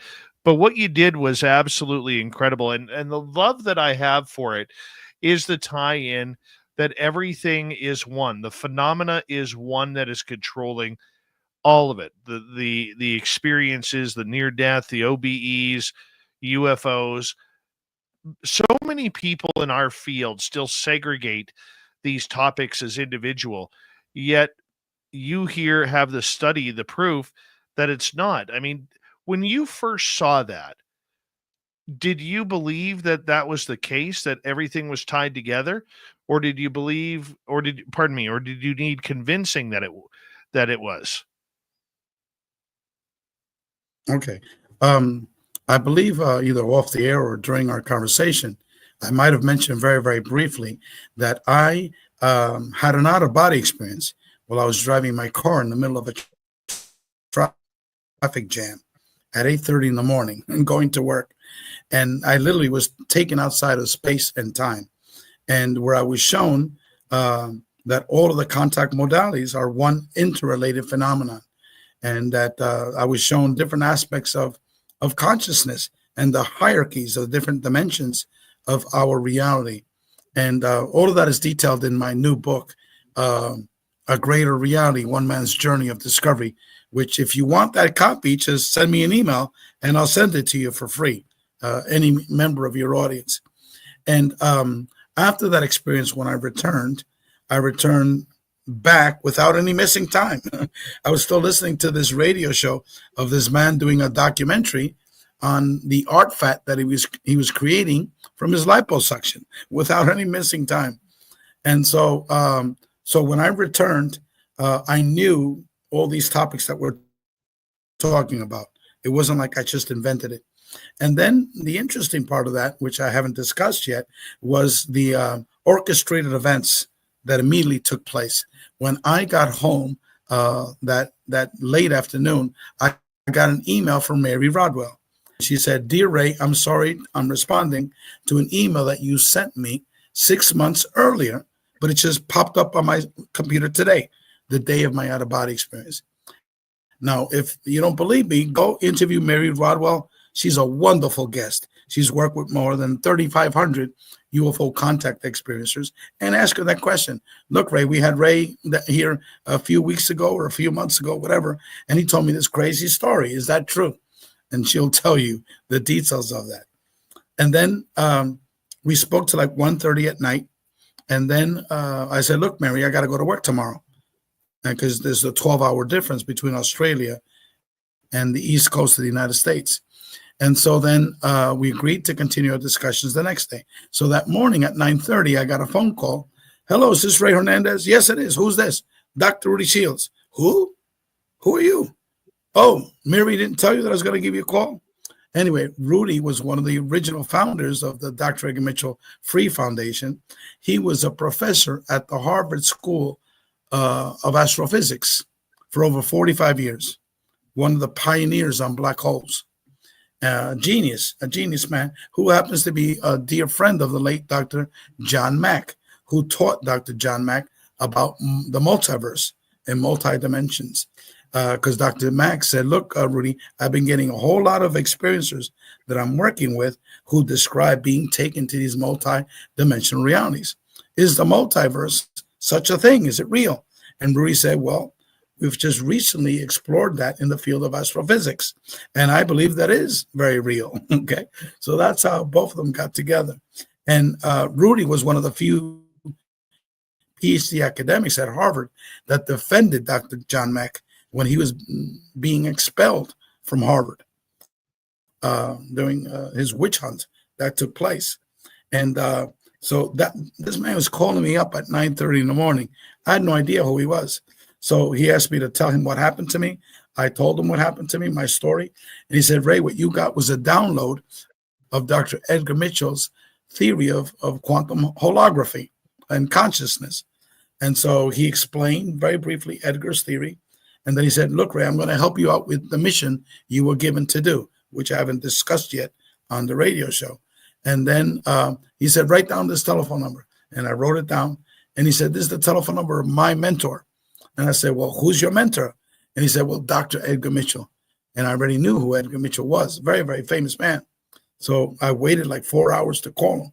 So I finally called him. And Edgar said that he had just hung up with Rudy. And they had a very extensive conversation about my conversation with Rudy. Edgar said that I was a serious person. And per recommendation from Rudy, he said, "What are you doing tomorrow?" I said, "I'm working tomorrow." He said, "Well, you want to come by my place? You're only 90 minutes away." He's in Palm Beach County. So the next morning at 10 o'clock, I was at his home. So within 2.5 days, 48 hours of my experience, I met Mary Rodwell, I met Dr. Rudy Shields, and I was at the home of Edgar Mitchell, the 4 co-founders. So this is not a synchronicity. This is a series of orchestrated events. And that's when we began the formal research study that we conducted from our book titled Beyond UFOs. And these type of sequential experiences, I've had numerous of these things. Just like my NDE related experiences, how they gave me spirituality, also occurred over 3 days. Okay. And you want me to tell you that very briefly, how that occurred? I'd love it. I'm enthralled here. Just keep going. Okay, it's a little bit crazy, just like the other stuff. But after I called down my very first UFO, all right, I was all hyped up naturally, and I was on YouTube, UFO this, UFO that, and a video came up of a near-death experiencer. Okay, remember I told you all these things are planned; they're pre-planned. Your whole life is pre-planned. We have the ability to ad-lib our life, and that's called free will. Okay, so we have the ability to free will, because of free will, to ad-lib our life. By the way, when you have a life review, what happens? It's the universal mind of God is showing you your life, your the good and the bad aspects of your life, and you relive it inside your body and the body of the other person that you affected. Okay, that's called a life review. And for some people, like my father, his life review was 20 to 30 years. Okay, and other people it's just less than a minute. But anyway, so we do have free will to ad lib. But after I went to YouTube, after my first UFO calling them down, an NDE video of an experiencer popped up. Okay, so I played. I said, "What the hell is this?" And so I never knew about it, and so I was enthralled by it. So the whole evening after I called out my first UFO, I was listening to NDE videos, testimonies, one after another, one after another, one after another, after another. By 6 o'clock in the morning, I went to Amazon and I ordered 20 NDE books. Okay, all used, obviously.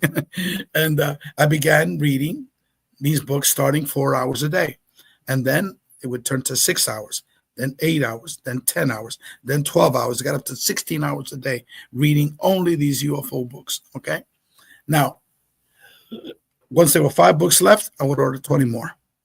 5 books left, 20 more. 5 books left, 20 more. I became an NDE expert. Okay. And like I told you, all these people are all my friends. They've written chapters from my book, A Greater Reality book. And so 3 days in a row, 4 months later, December 21st, 2012, December 22nd, 2012, December 23rd, 2012, 3 days in a row, Friday, Saturday, and Sunday. The very first 3 people I ever mentioned NDEs to, all of them had it. The first one was my daughter's pediatrician. The second one was this man that we met at a church social function. And the third was my own father. The very first 3 people, how the conversation started was a robotic voice came out of my mouth with the medical doctor. She said, "Oh, your daughter doesn't have a fever anymore. I checked her ear, nose, and throat. It's all clean. She probably had a virus. That's why she had the fever for two straight days." Mm-hmm. The next thing that comes out of my mouth was for the term near-death experiences. I've just finished reading approximately 300 books on this topic, and many were written by medical doctors such as yourself, and it's a phenomenon that you need to know about, right? So in my head, I was like, I'm going crazy. I got another person inside me. I'm going to go see a psychiatrist on Monday morning, because I'm not well, And so, and then she told me about her NDE. She went out and closed the door. And for 15 minutes, she told me all about her NDE. It was the longest doctor's visit in the world. And my daughter was next to me, the one that had seen that UFO with me. Okay, she was next to me the whole time. So here's his medical doctor telling me the details of her NDE. Well, the next day, this guy named Max, he's a radiologist at a hospital, tells me the same thing, And I still didn't get it, because I'm a pure rationalist, a physicalist by then, okay? And so the next day I said, man, I got to tell this to my father, because he was like the Cuban Archie Bunker. Okay. It was like, goddamn this, goddamn that. And it's like, never went to church, never showed an ounce of spirituality. And he was very, very ill. And he died like about a year afterwards. So I told him what had happened. And then he goes, that happened to me. And I said, what? And then he goes, oh, remember when I had the heart surgery 15 years before? I died during the heart surgery. And then I went up to heaven. He says, I was up there 20 or 30 years. I said, what do you mean 20 or 30 years? How could he explain that? He says, well, I met with God, and God showed me all the good things I had done in my life and all the bad things I'd done in my life. And he showed it while I was inside my body doing these things and the body of the other person that I had affected. And he went into details. Like he had a fight when he was 12 years old with a kid. He was punching the hell out of him on the floor, and he relived that experience from his body punching the kid, and at the same time, simultaneously, the body of the kid receiving that punishment. And so God would ask him, well, what do you think happened there? How do you think now? And he was, I was ashamed. I don't know why I did that. I was just, I couldn't hold my temper when I was younger, whatever. And so his whole life was like that. He was up to 20, 30 years reliving his life. And then he tells me that there's no such thing as the devil. Why? Because God is pure love. Everything is God. And he just went on and on and on. And and then all of a sudden he stopped. I don't want to talk about it anymore. But Dad, I have a couple more questions. I don't want to talk about it. And he was like, God damn it, I don't want to talk about it. So I turned around to my mother, who was sitting next to me. I said, I never heard about this in my life. Have you ever heard about this? He said, yes. One time he was coming out of surgery. He was hysterical to tell me something. I was, go back to sleep, go back to sleep. And he said, God damn it, I need to talk to you. Finally she listened to him, and he told him the same story. And after that, he went back to sleep. They never spoke about it again. So on my way home, okay, after my father, I finally got it, like it clicked, okay? It's like, that's why I was reading all these NDE books for these 4 months. That's why these 3 things were set up Friday, Saturday, and Sunday. The very first 3 people I ever mentioned NDEs to, all of them had it. So I put down my windows and I talked to God for the first time, okay? And I told God, I said, I want to thank you because of over a 4-month period, you managed to totally transform an atheist, a materialist, rationalist into someone. I don't have a belief. No, I have a knowingness that I am an eternal spiritual being. And I have that knowingness more than any Catholic priest in Miami. And for that, I want to thank you. And all of a sudden, that converted me. Since that day, I talk to God almost every day. Okay? And I never requested anything from God until recently. Okay? I came to visit my mother. I'm now in Miami now. I'm visiting my mom. And while I was here, all of a sudden, it popped into my mind, I need a ring. I need a good gold ring. I didn't care about gold rings. I never wear, rings in my life. But in my mind, I needed a gold ring. So this ring was a setup job for the next thing. So let me tell you. So I said, okay, I don't have, tons of money. Okay. But there are pawn shops around the area. And I wrote down the names and the addresses and telephone numbers. So I said, tomorrow I'm going to go to a pawn shop and get me a nice gold ring. Okay. Well, the very next day at 12 o'clock, my mother is screaming off the top of her head for me. Ray.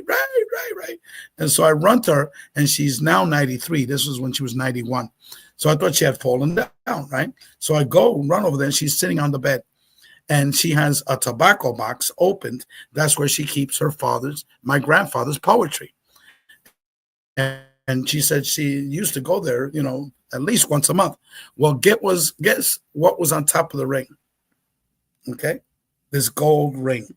Right on top of all his poems. Right at the very top of the tobacco box.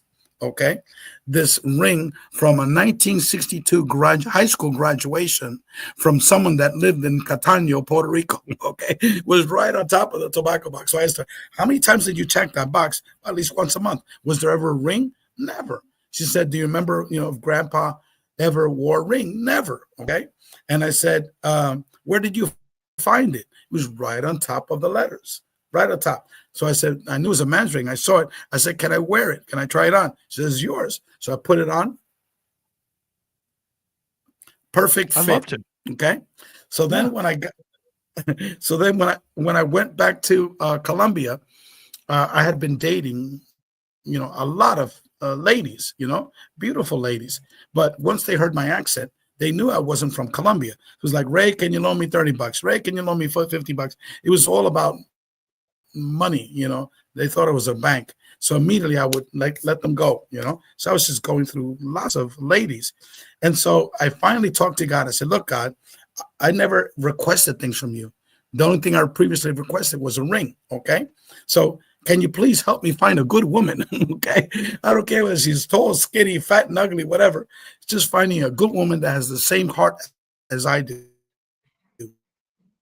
I don't want to die alone, okay? I want a good woman. That's the only criteria. That alone. I want a human being. Well, next day, I got connected to who is now my wife. Okay, and by phone. And then when I first met her 2 days later at a restaurant outside, all of a sudden I heard in my mind, "You're gonna marry her. You're gonna marry her. You're gonna marry her." And so when I hear voices, then I know that's gonna happen. Okay, I pay attention to my voices, and we're married. We've been married now 8 months. Was that an Beautiful. interesting story? I think it's great. So that's how the mind of God. That's how the mind of God works. It's like you would normally think of a God, okay, but it's not a religious God. It's a mind that controls all of our destiny. When we die, we go back to the mind of God. And as I said earlier, think of God like a big, gigantic brain, and we are just a small neuron that gets plugged in. And once it gets plugged into God, what a lot of NDE experiencers say, all of a sudden, you knew everything. Everything opened up, okay? And then when you're told to return and you come back, you're like, I knew everything, but it just went away. Do you know that 1/3 of UFO contact experiencers have stated that they've been brought to other realities and given lessons, given information, like they knew everything, and then boom, it just disappeared. One man that you need to get on your show, his name is Yossi Ronen, Ronen.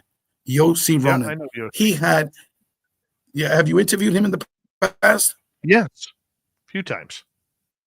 Unbelievable his experience, because these 5 gray beings allowed him to enter their mind. Their mind was actually one mind. And he described their knowledge just like a near-death experience. It's like he had died and went back to the mind of God. Okay? And to me, that's just absolutely mind-blowing, because he even described it later on in his book, because he wrote an article for volume 3 of our book series, A Greater Reality, volume 3.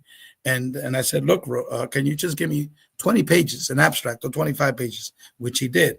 And so his experiences were mind-blowing, because it's totally atypical from what you hear of the field of ufology. Totally different.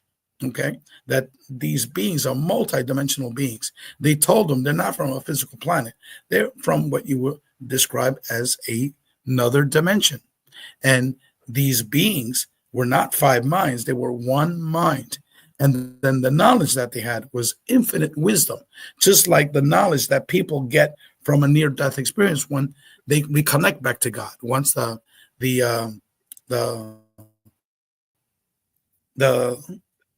they connect back to the mind of God. It's like this universal knowledge. Okay, so his story is unbelievable. Bring him back again, because it's totally exceptional. It gives really what I'm talking about, that these UFO intelligence are much more than what people perceive them to be. They're much more complicated. And these are like my departing thoughts. I mean, the UFO phenomenon is an extremely complex phenomenon. We are still not anywhere near trying to get answers to so many questions that we have, but we're getting close. But based upon the experiencer, okay, of the phenomena, it's their stories that open up these doors to be able to understand these complexities. And if you want to learn a little bit more about it, go to my website, agreaterreality.com, and there, volumes 1 and volumes 2 of A Greater Reality book series are free. If after you read the other books that we've published, if you want to read Beyond UFOs, send me an email and I'll give you that book for free. If you want to read an email about my personal experiences, A Greater Reality, One Man's Journey of Discovery, I'll send it to you for free. Also, at the very bottom of our website, you'll see a documentary trailer. It's a 3-minute long. Please listen to the documentary trailer. It's just mind-blowing once that trailer gets released. Hopefully, it'll be taken up by Netflix and spread all over Netflix. And the idea after that is we can have an Ancient Aliens for the next 30 years, because we have so many experiencers that can tell their stories, just like, Ancient Aliens.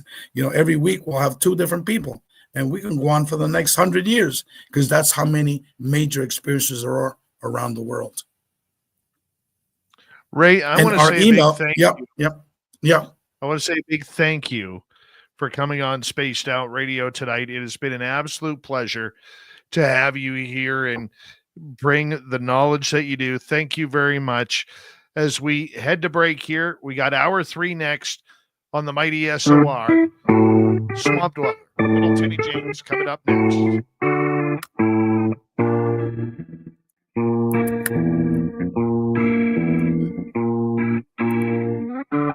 You're listening to Spaced Out Radio with your host, Dave Scott.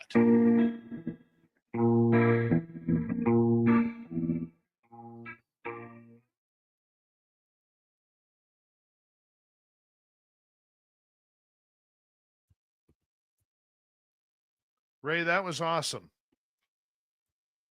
Thank you. Thank you. Appreciate you, my friend. Thank you. I'm just typing out the email. You're very welcome. I hope it was entertaining for your audience members. All right, perfect. Yeah, there it is. I've just sent you for the chat room. And that's how people can reach me. Awesome. Thank you, Ray. Appreciate you. Okay, Dave. And I'll thank you for the invitation. And perfect. And we'll continue to communicate with each other. Take care, my friend. Yeah, I was nodding out there at the end. And you did great. Did this bring a different perspective of what you knew about me? Exactly what I wanted to hear. Thank you. All right. Good night. Take care. Bye-bye. Ray Hernandez, everybody. That was awesome. Just awesome. We'll be right back. Try and move my chair.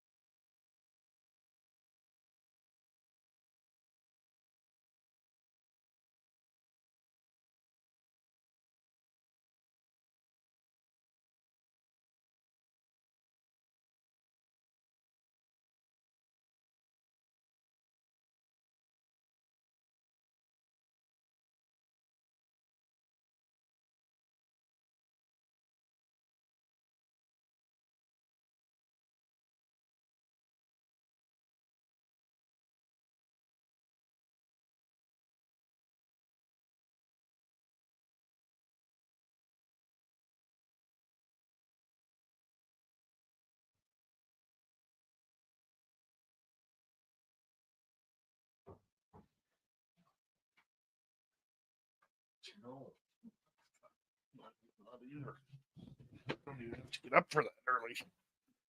All right, let's present. Camera.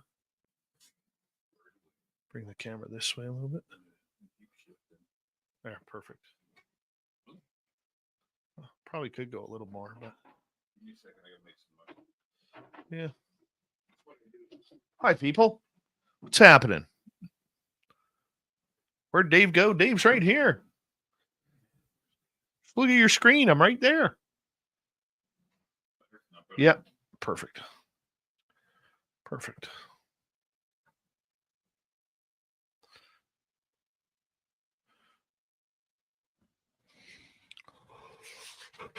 The mic up. Check. Want to speak again? 1, 2, 3. Perfect. Check. Parfait. You're a peanut buster parfait. I hate those. So do I. The peanuts ruined it. Yeah. Yeah. It's like the pineapple on a banana split. Never liked the pineapple. Really? I do. I No. like the fudge. Yeah. Not a fudge guy. All right. We got about a minute. Swamp Dweller's about 3 minutes and 4 seconds. Okie dokie.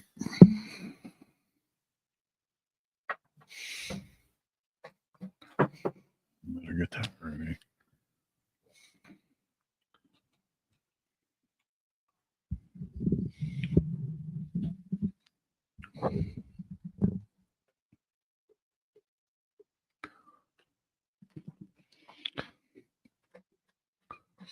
One, 2, 3, 4, 5, 6, 7, 8, 9, 10 shits I gotta cut out.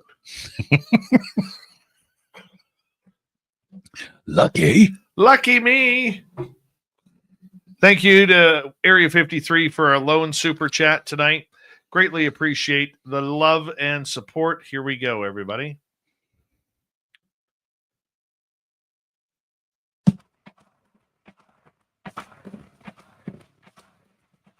All right. Third final hour of this big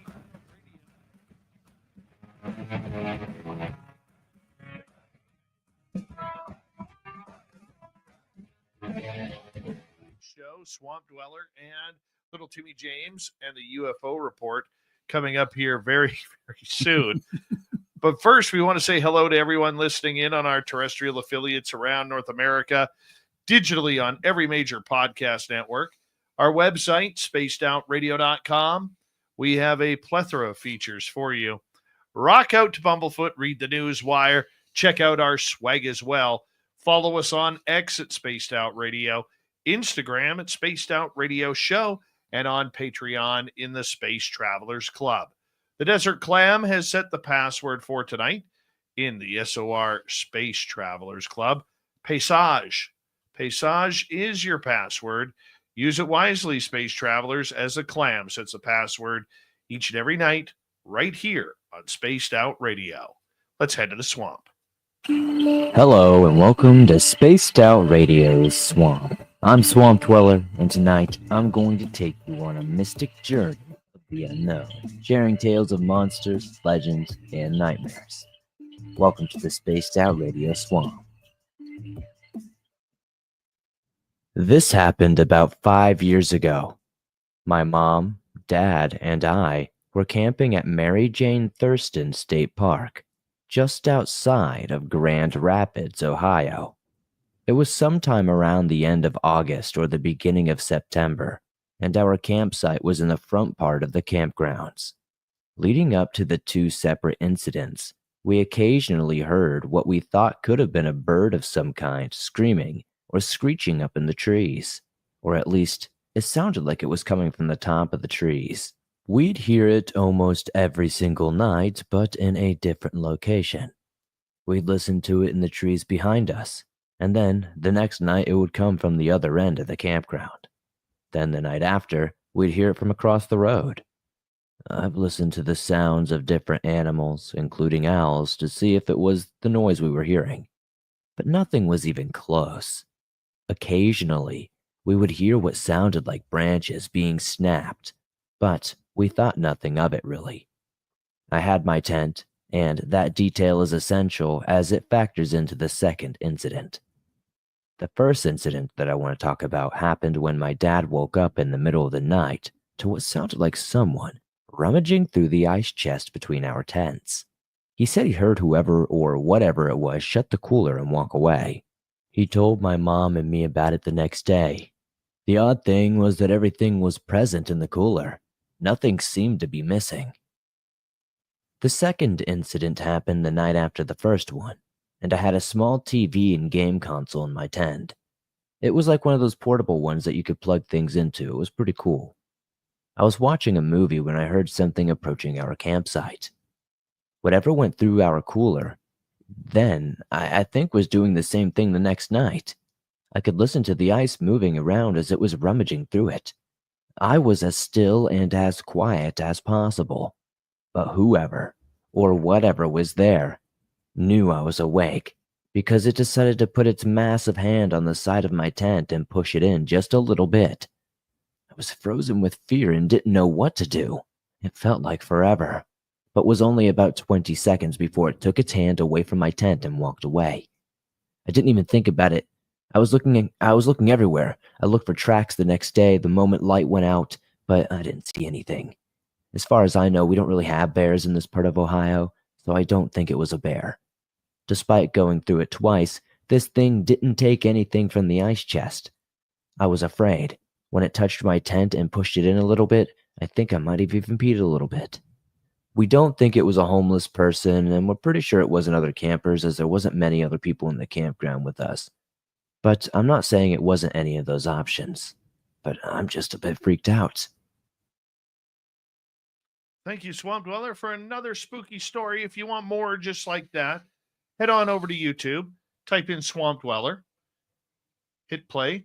But before you do, hit subscribe, ring that bell. Thousands of stories just like that one for you to enjoy. Time for the UFO report. That is an interplanetary flying space saucer.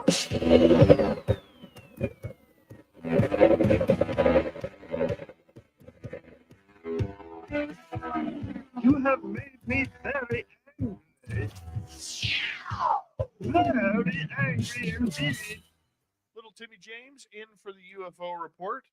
First time I've seen you since we traveled back from Las Vegas. How you doing, buddy? I'm doing good, man. How about you? Good. How was your trip? It was awesome. It was actually really, really good. Enjoyed it to bits. Got to meet people face to face, which was super cool. Yeah, had a great time. Went on a trip somewhere out to Area 51. That was bam. That was mind blowing. A little freaky at times. Little weird. Seeing those white Ford Raptors sitting up on the hillside. It was like, okay. But yeah, all in all, it was fantastic. I enjoyed myself to bits. I was so petrified that they would drive down. Yeah. Yeah, I was a little tripped out by that. I was just waiting to hear some pointy sticks go off or something stupid, or you know what I mean? I was kind of worried about, a little worried, I guess, but I think we stayed within those margins that we were on the razor's edge a couple of times, but I think we were good kids. Oh yeah. The silly part of the kid part of it all. Yeah. You, me, and Jurgen, we each took a rock from the sign. That's right. I reached past the sign. You broke the law. I know. You broke the law. It was funny because when we got out of the vehicle, Jurgen says, Dave, they may know who you are because of your radio show. Yeah. And I'm like, my name is Tim James. Yeah. I don't know. That's Dave Scott over there. Oh, yeah. And was Jim Goodall not like the legend all weekend? Oh, Jim Goodall was great. You know what? Next week, we're going to have Jim Goodall on the show. Sweet. And we're actually going to talk to him about that because he was legendary. Oh, man. Styling, profiling. He is the Ric Flair of the UFO and aviation world. Yep. He really is. But I was telling the story last night on the show. Right. About how he was jumping for joy when he saw that picture at the little alien. Yes. Sorry. Yeah, that was awesome. He lit right up. Oh, it was like Christmas Day for him. Mm-hmm. So for people who didn't hear the story, right, Jim has told this story on this show a couple of times, so I'm going to get him to retell it. Where for a museum he was working for, he was able to get a SR-71 Blackbird for static display. And he had to somehow get a C5 Galaxy to transport the Blackbird to this area. And so when they were unloading that aircraft, he took a picture of the SR-71 being unloaded from the C5. Now, the interesting part about that story, Jim tells it way better than I do. Yeah. He's the only human ever to fly inside a Blackbird cockpit while the Blackbird is being flown inside a C5 Galaxy. So he got a picture of that when it was landed. They lifted the nose up of the Galaxy and birds coming out. And that picture is hanging at the Little Alien in Rachel, Nevada. That's right. So Jim was like, all of a sudden out of nowhere, hey, that's my Blackbird. That's my Blackbird. We're waiting on hamburgers and Jim's freaking out. And he got so excited. Yeah. Like he was literally jumping for joy. And so he grabs the photo off the wall, takes it over to the lady at the Little Alien. He's like, that's my Blackbird. And he goes, that's my photo. And then he looks closer at the photo and sees his autograph on the photo. This young lady who worked there was so excited. Yep. It was just an amazing, surreal little moment of history there. Yeah, yeah. Well, it was so great too, because when I think she realized it, and I gathered the gentleman that came out of the back was the owner, or may have been the owner. But I think when they both realized what was going on, and he come out of the back, and can we get a picture of you holding the picture? Right. So that's going up on the wall. Oh yeah. Yeah, for sure. For sure. Yeah. Jim was an absolute legend. Well, he is already, but he was a tour guide, and he knew everywhere to go, and go ahead, take pictures here. Don't go over there. And yeah, he was fantastic the whole weekend. And I got to sit across from him at supper that one night and listen to stories, just him talking to me. I was like, oh man, this is awesome. It was definitely a highlight for me. I mean, Jim's 80 years old. Oh, yeah. And he still goes hard. Oh, he doesn't drink. Nope. Doesn't smoke. Nope. But he's still ready to party. Yeah, likes his pineapple juice and whatever else he puts in there. You got that right. Yeah, he was. You got awesome. that right. We'll get Jim to tell the good story of that, because I want to hear his reaction for sure. Coming up next week when we have him on as a guest on the show. So that'll be absolutely incredible. There's some weird UFO news coming out today. Breaking news. Yeah. So, in a surprising development within the UFO research community, Lou Elizondo, Dr. Gary Nolan, and Matthew Ford have announced their departure from the Unidentified Aerial Phenomenon Disclosure Fund, a nonpartisan advocacy group focused on promoting transparency regarding UFOs. The news, which broke today, has sparked widespread discussion and speculation across social media platforms and UFO research circles. The UAPDF confirmed the departures in a statement expressing gratitude to the ongoing members. Departing with gratitude, we thank outgoing board members Lou Elizondo, Gary Nolan, and Director of Strategy Matthew Ford for helping to build the foundation on which we continue to grow. The statement didn't provide specific reasons for their exits, leaving room for public conjecture. So Lou, a former Pentagon official who led the Department of Defense's Advanced Aerospace Threat Identification Program, known as ATIP, has been a prominent figure in advocating for UFO transparency. His high-profile claims included allegations of government secrecy surrounding non-human technologies, have made him a polarizing figure. Dr. Gary Nolan, a Stanford University immunologist and respected scientist, lent academic credibility to the group's efforts, notably appearing at the premiere of the UFO documentary, The Age of Disclosure, earlier this year. Matt Ford, host of the Good Trouble Show, served as the group's director of strategy, bringing grassroots energy to the organization's outreach. So the departures come just days after the controversial UAPDF-sponsored briefing, hosted by the House Oversight and Accountability Committee. During the event, titled Science, National Security and Innovations, Elizondo presented an image of a purported 600 to 1,000 foot disc-shaped object, allegedly photographed by a commercial pilot near Four Corners region in 2021. The image described as showing a silver-hued object casting a shadow was quickly met with skepticism, with critics arguing it resembled farmland or cloud formation rather than a UAP.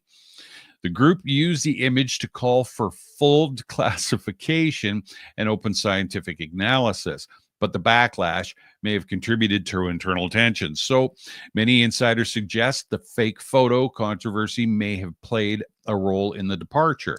One remarked Lou Elizondo is leaving the group after he embarrassingly presented a fake UFO photo to the members of Congress. Another questioned whether the group's refusal to retract the image, described by some as farm circles, prompted the trio's exit. However, these claims remain speculative, as neither the UAPDF nor the departing members have confirmed the photo as the reason. Elizondo, Nolan, and Ford have not issued detailed public statements about their reasons for leaving. A post on X referenced Ford's own statement, suggesting he stepped away due to personal reasons, but raised questions about whether Elizondo and Nolan's departures were linked to similar concerns. The timing occurring simultaneously has fueled theories about deeper disagreements within the group, possibly related to the strategy or credibility following the May 1st briefing. So the group, which sought $1 billion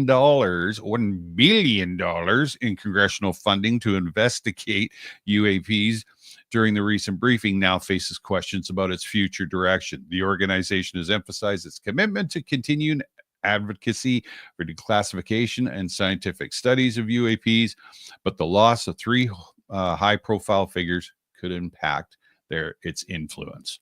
So very vague, kind of confirmation that they're leaving, but no real reasons except for obviously what Ford put out on X.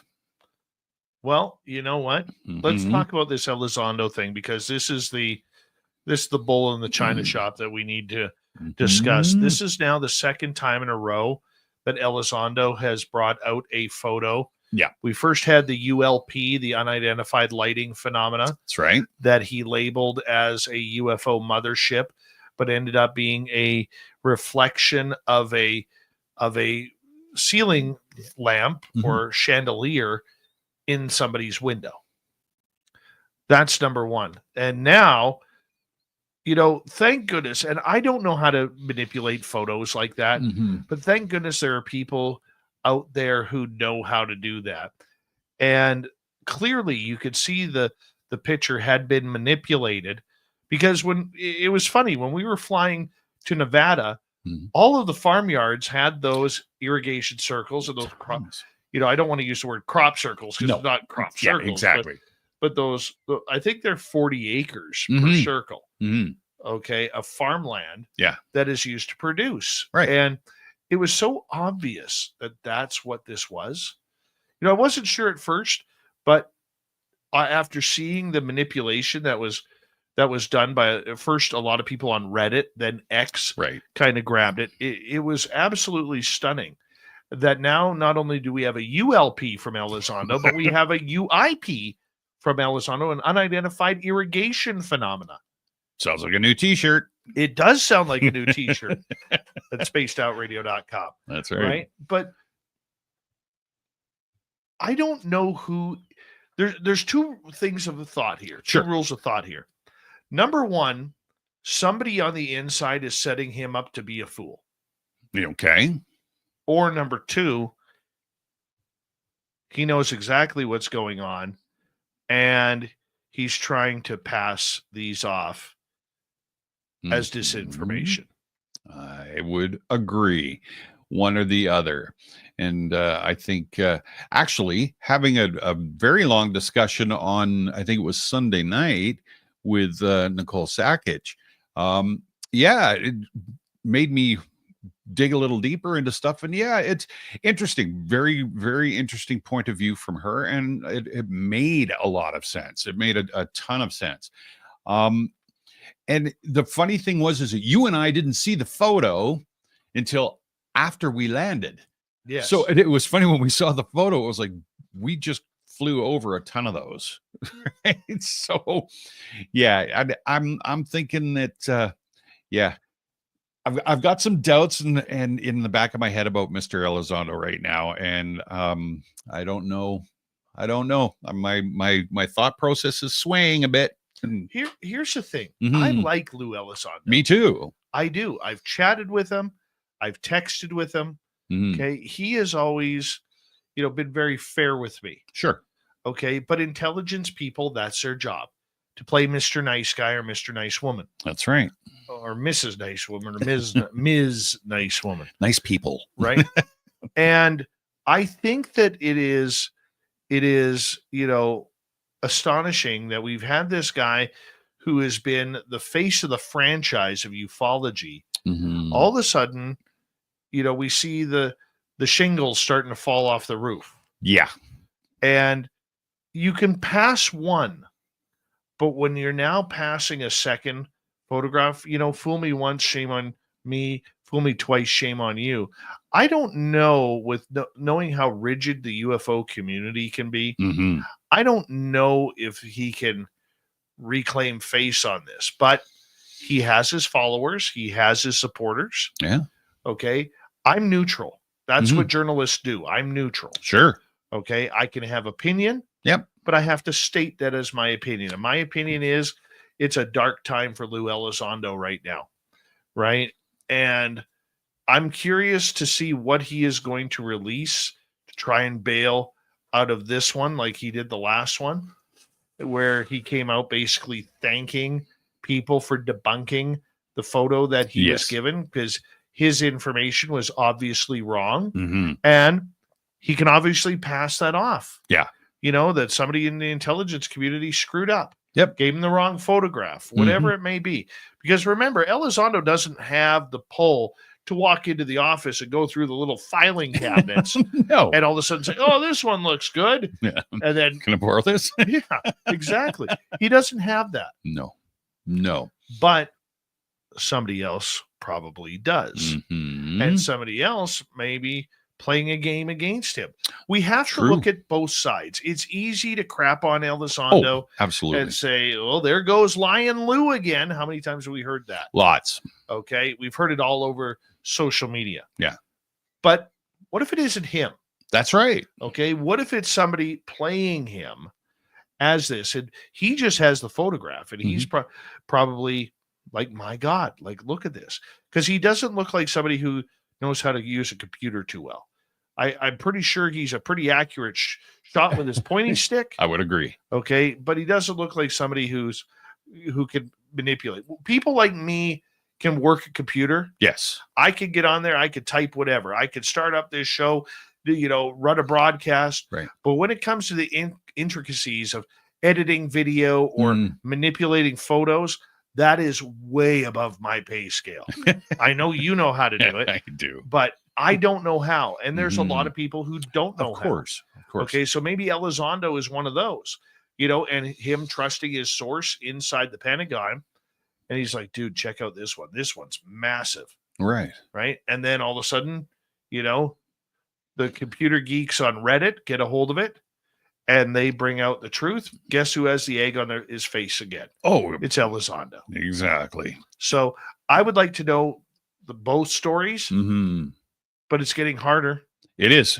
It's getting harder. And these are the reasons why ufology cannot die. Yeah. Because we've always been warned about the alphabet agency officials or former intelligence people invading this community to try and throw us off our path. Is that what we are seeing? Is that part of the game? We don't know. Nope. We do not know, but it's going to be interesting to see how that plays out. We'll talk about Matt Ford and Gary Nolan when we return, leaving the UAPDF. And this is Spaced Out Radio. I'm Dave Scott.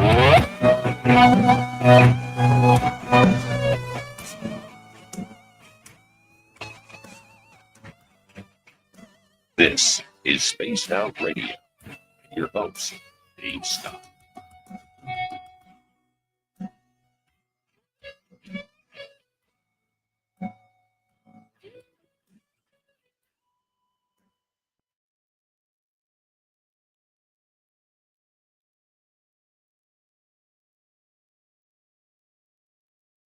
Hey, we made it through a half hour without swearing.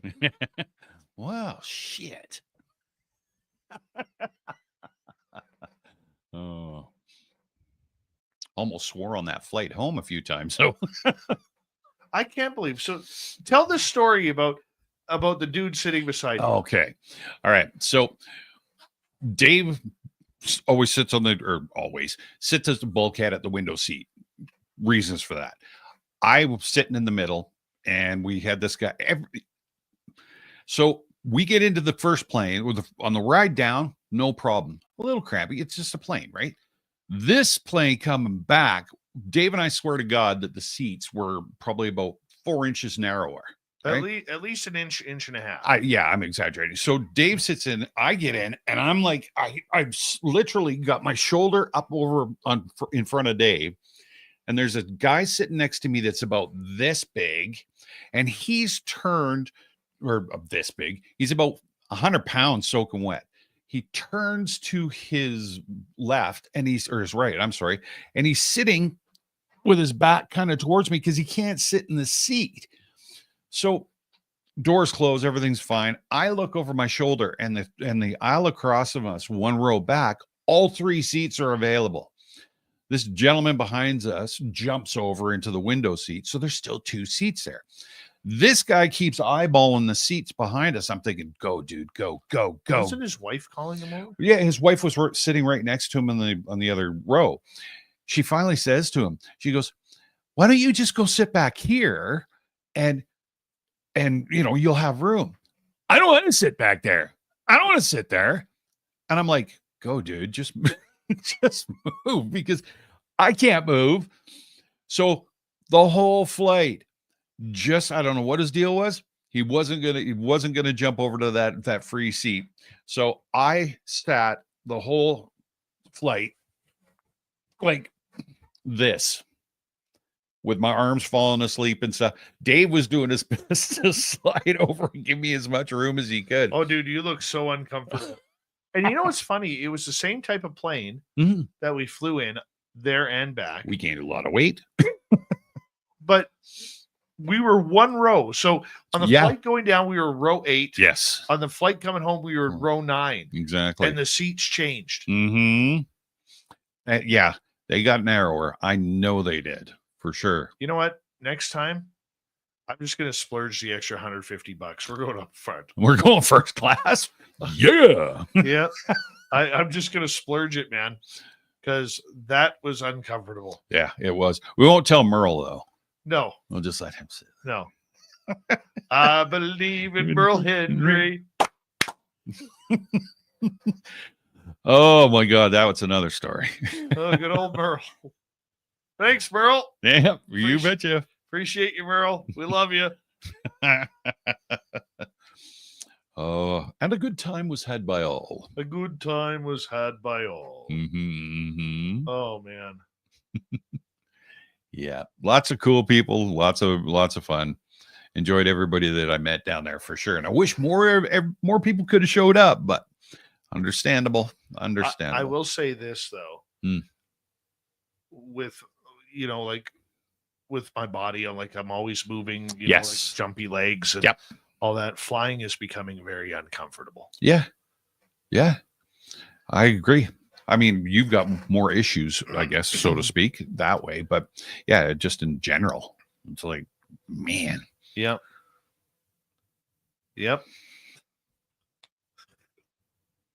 Should I tell the story? Go ahead. Okay, so we get to the airport heading down after we ate Taco Bell on the way down. Yeah. And I look at Tim and I'm like, I gotta go. Oh yeah.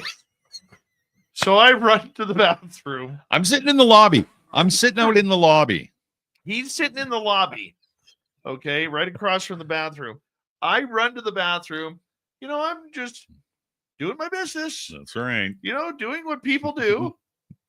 And this dude 2 stalls over for me absolutely explodes. Not once, but twice. And then all of a sudden he was like, zip out. Yep. I don't even think he washed his hands. No, probably not. Okay. He went to the bar right away. Honestly, I almost, pulled a Tom Arnold and asked him, are you okay? I could hear it in the lobby. It was like, bap. All of a sudden I come strolling out of the bathroom, wash my hands. And Tim's like, I said, Tim, did you hear that? He goes, I thought it was you. I'm like, no, it wasn't me. I was going to high five him. That was awesome. No, I can't even take credit for it. My God. Oh, it's terrible. Yeah. Yeah, it was terrible. All right. Good story.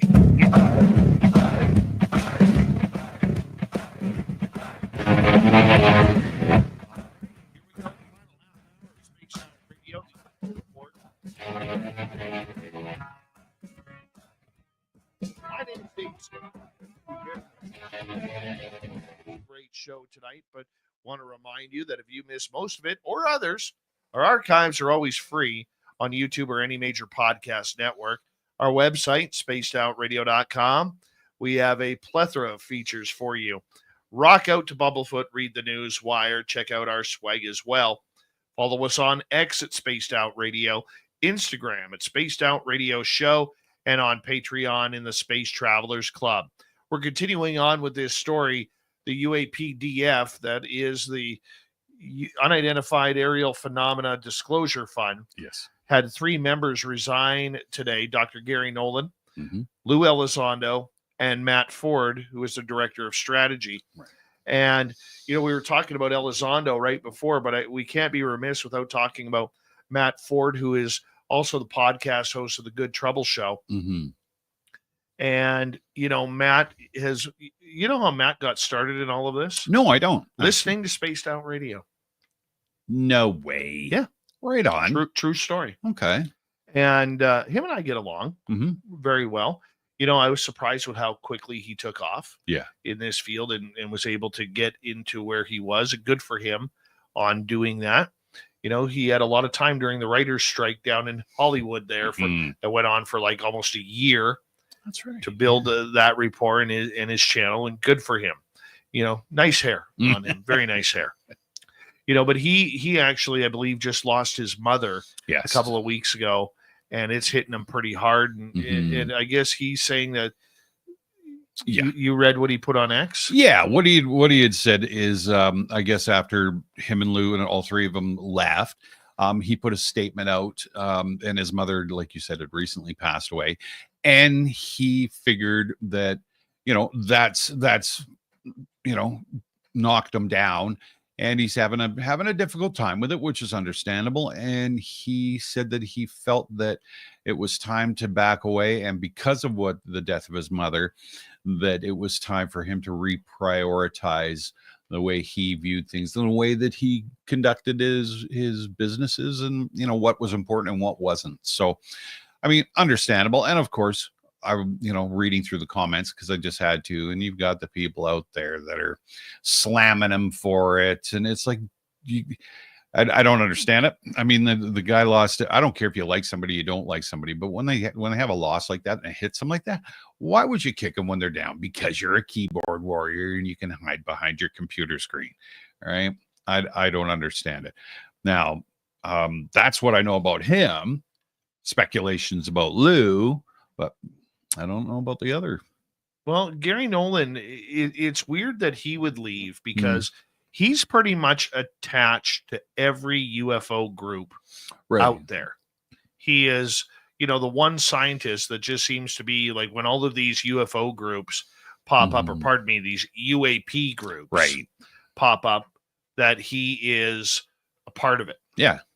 And so maybe I think the theory there might be, and I could be wrong, that he is so concentrated on the Soul Foundation, which is raising a lot of money right now for UAP research. Right. They are going to have a conference in Europe. And I think tickets for that are something like $25,000-$30,000. Oh, really? That's it? That's it, man. We're going, right? Chump change, right? Yeah, we're going. Chump change. We'll sit in the cargo bay and get cramped up again. My goodness. That's fun. For those of you, I do have a question for you. Mm. For those of you who have flown internationally, because the furthest I've ever flown is to New York. Okay.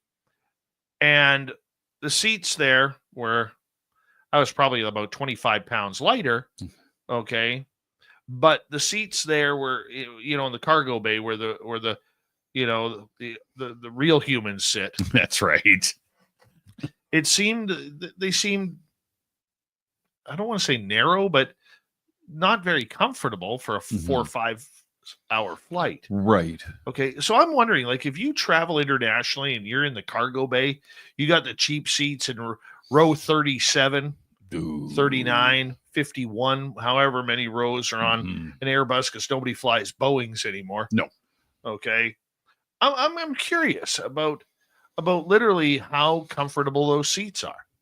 Because there is no way I would ever do like a 19-hour flight to Thailand or Australia in the cargo bay. No. There is no way I would ever do that. No, definitely not. There's a lot of getting up and moving around on those flights, apparently. Yeah. 19 hours in a bucket. Oh, my goodness. No, I couldn't do it. My tailbone was falling off about an hour in. And then there's that one in-shape person on those long flights who has to use the aisle for aerobics. Yes. I don't care how good a shape you're in or how in tune you are with your body. Don't be that person. That's a pet peeve of mine. You see the videos of these people. We have mothers trying to comfort their children for those flights, in order to, try and, don't even get me started. What, children on a plane? You know what? I'm going to say it. I knew it. You're forcing it out of me. Yeah, that's it.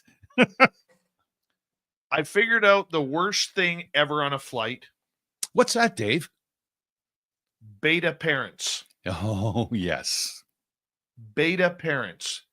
I've been to San Francisco, Nebraska, and Las Vegas in the last 5 weeks. Okay, that's most flights I've ever done that quickly in my life. And let me tell you, beta parents.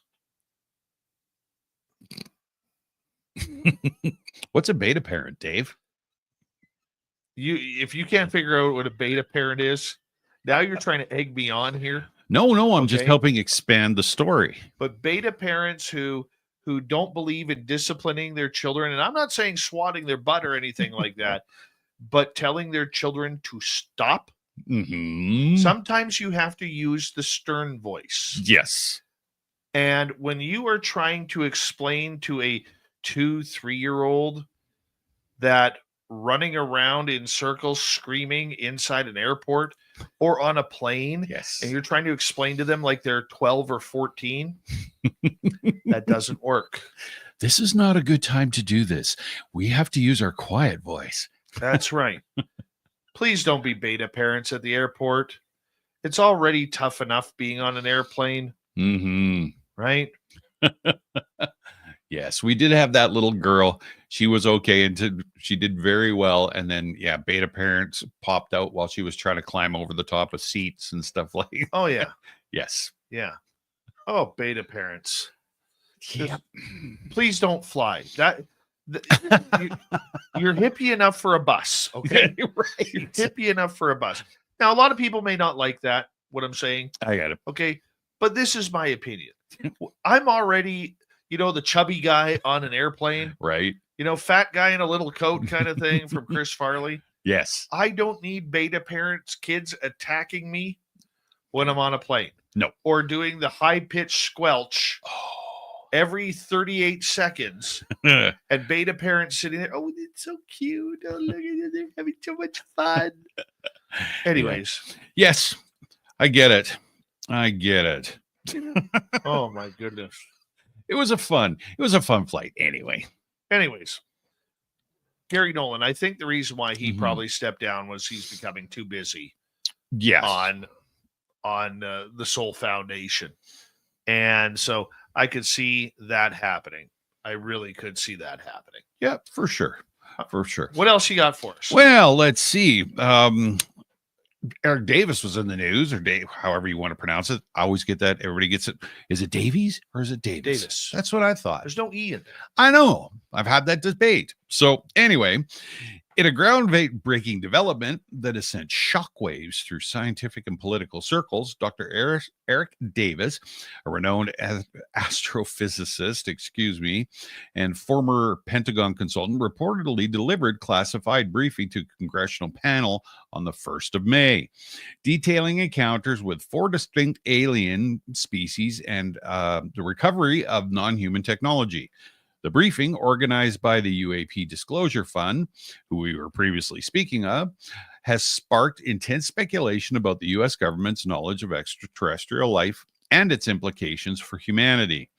According to sources familiar with the event, Dr. Davis, known for his work on advanced propulsion systems and involvement with the Pentagon's Advanced Aerospace Threat Identification Program, ATIP, outlined interactions with alien entities categorized as greys, mantis, reptilian, and Nordic species.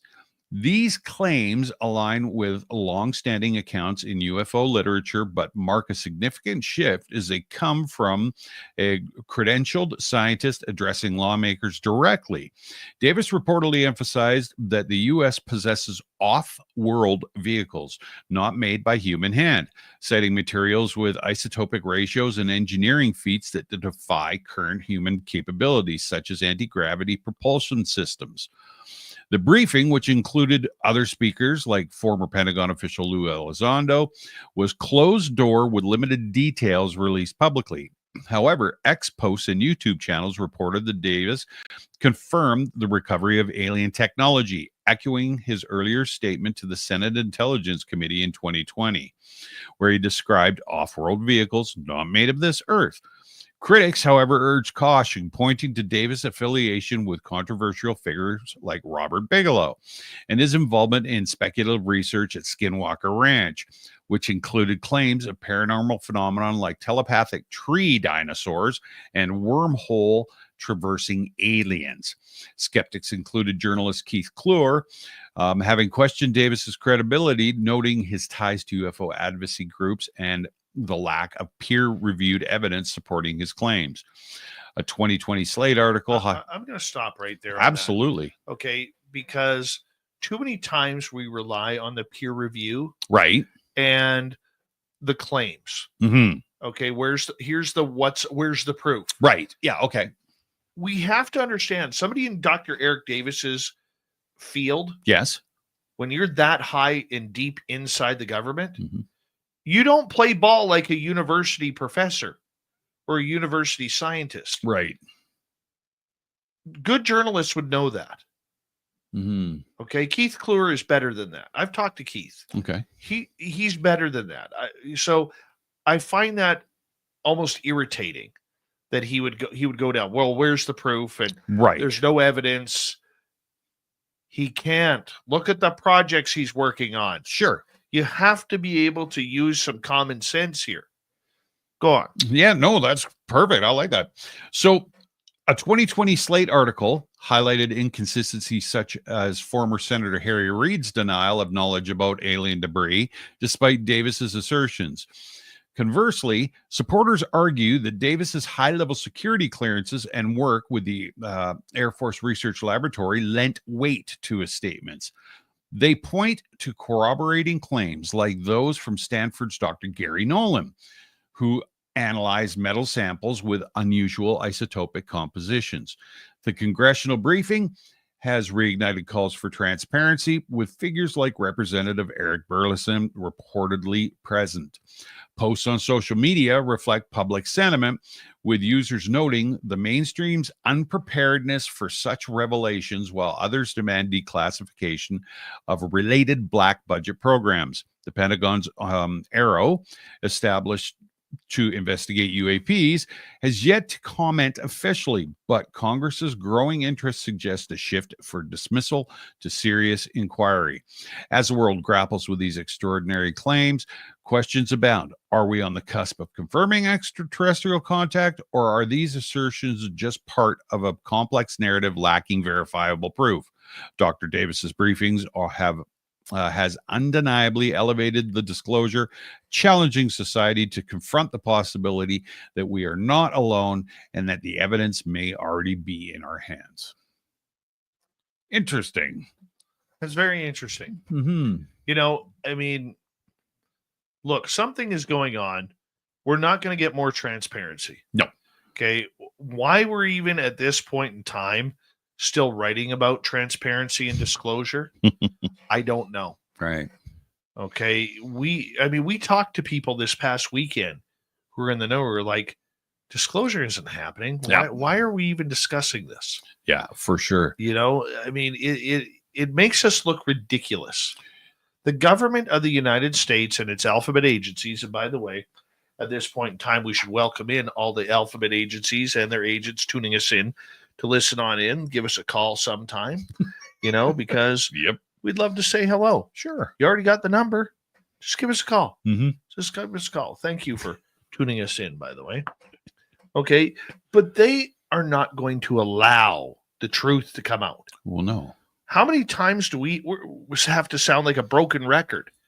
You know, and then all of a sudden, all these reports, is this the time?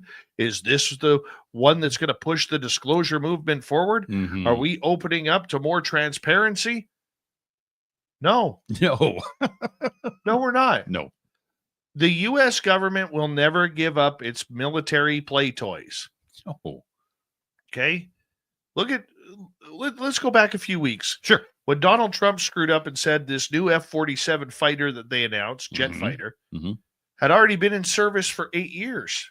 Yeah. Or Oops. 5 years, he said. I had one of my sources say, try 8 to 10. That's right. How many other toys are being hidden? Oh, What happened to the helicopters that went and got bin Laden? that's right. Those stealth helicopters. I'm sure some of them may have disappeared. Mm-hmm. But what would happen hypothetically if all of a sudden you're driving by an Air Force base in Montana or Kansas or Idaho, Mhm. and all of a sudden you see a line of stealth helicopters? Right. What would happen? They're not supposed to be in service. Nope. Are they hidden during the day? We don't know. We don't know the toys that they have. I'd like to know, Yeah, no kidding. you know, but unfortunately, I'm not American. I'm not in the Air Force, and I don't work at Area 51. I struck out to the first 3 pitches right yeah, there. exactly. They're all down the middle, and I swung and missed. You at each. whiffed on them. Absolutely. So I just look at it like, without trying to be, I guess the word negative, Okay. I'm just trying to make some sense Yes. for our audience members that these stories are just compounding on each other, and it's the same story Yep. every time, Yep. right? Even with the congressional talks that have been going on, which is going to lead to more hearings, hopefully next week. Yes. Starting on the 12th. Okay, thank you. What are they going to tell us? Nothing. And I'll tell you, when we had, if you missed our episodes, our back-to-back episodes about 2 weeks ago Mhm. with Walter Bosley and then former CIA agent John Ramirez, Mhm. both of them stated there hasn't been a single quote unquote whistleblower come out. No. And the only real true whistleblower that's come out of the United States in recent history would be Edward Snowden, Mm-hmm. That's right. because he put his life on the line. He's not allowed in the United States. How many times were they trying to extradite him before he got his Russian citizenship so he could live free? That's right. Well, I'm sure that came with a cost, but He's alive. Allegedly. a military pilot, and I'm not going to insult the great members of the United States military or any military in the world, okay? But a fighter pilot having an experience, a firsthand experience, is an experience. Of course. If he or she comes out and talks about it, they aren't whistleblowing on it. They are telling a witness story. There it is. Just like you having a UFO encounter, me having a UFO encounter, or any of our audience members having a UFO encounter. We are an eyewitness to something special. That's right. That is unidentified. That's it. We have no whistleblowers, people. Okay, we're throwing there's two words that are thrown around the UFO community a lot. Whistleblower and grifter. Yep. None of them are true. No. Okay, but we throw these around like they're candies in a parade. Yeah. Yeah. They're abused and they're used so incorrectly. It's And it's all about control. Because if they can make you believe that these whistleblowers are coming out and saying, I saw a UFO at 35,000 feet while flying my FA-18 Hornet. Okay. Well, the radar guy knew about it because he saw him on radar. Wonderful. Yeah. Now we have confirmation that something happened. Right. Okay. Where's the evidence? I can't tell you. Who gave the order for you to follow it? I can't tell you. Do you have any video? Probably, but it's not with me. Okay. Yeah. What did it look like? Well, it looked like a Tic Tac. Okay, great. Yeah. Right? Give us the information of your eyewitness sighting. But you're not a whistleblower. No. Definitely not. Definitely not. Like you said, and I think it was John that last week said that and brought that up. They're witnesses, right? And and you don't abuse the word. Well, we have a problem in the UFO community where we want to put everybody on a pedestal. True. Fair enough. Ever since 2017's invaded you apology or created you apology, they jump on the bandwagon for every name that comes out. So when I hear the word that new whistleblowers are coming out, great. So we're getting new witnesses who are going to provide new testimony. That part is wonderful. Sure it is. It is absolutely wonderful. We need more. Okay, because those stories add up. Yeah. But they aren't whistleblowers. No. That's how much my attitude has changed on the subject. Tim, thank you for a great UFO report. Really appreciate you tuning us on in. So thank you very much and having fun with me again.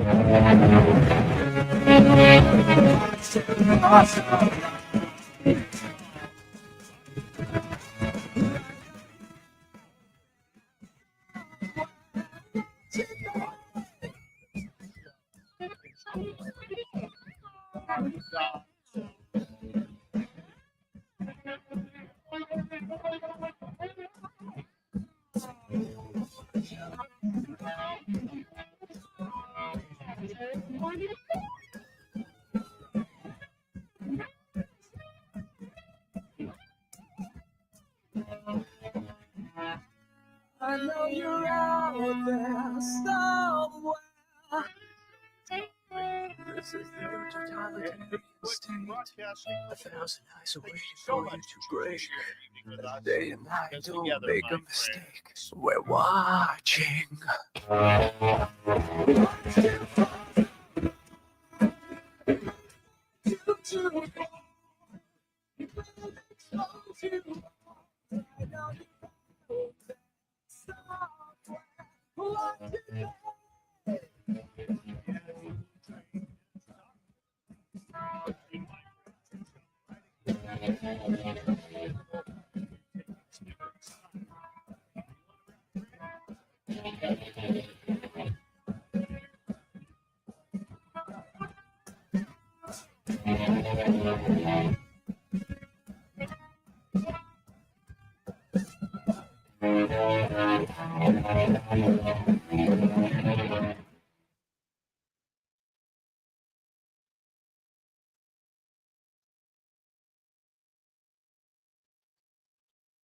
You get the hell out of here. You got to go. I know. I know. You got to go. I will. I got to be up at 5 a.m.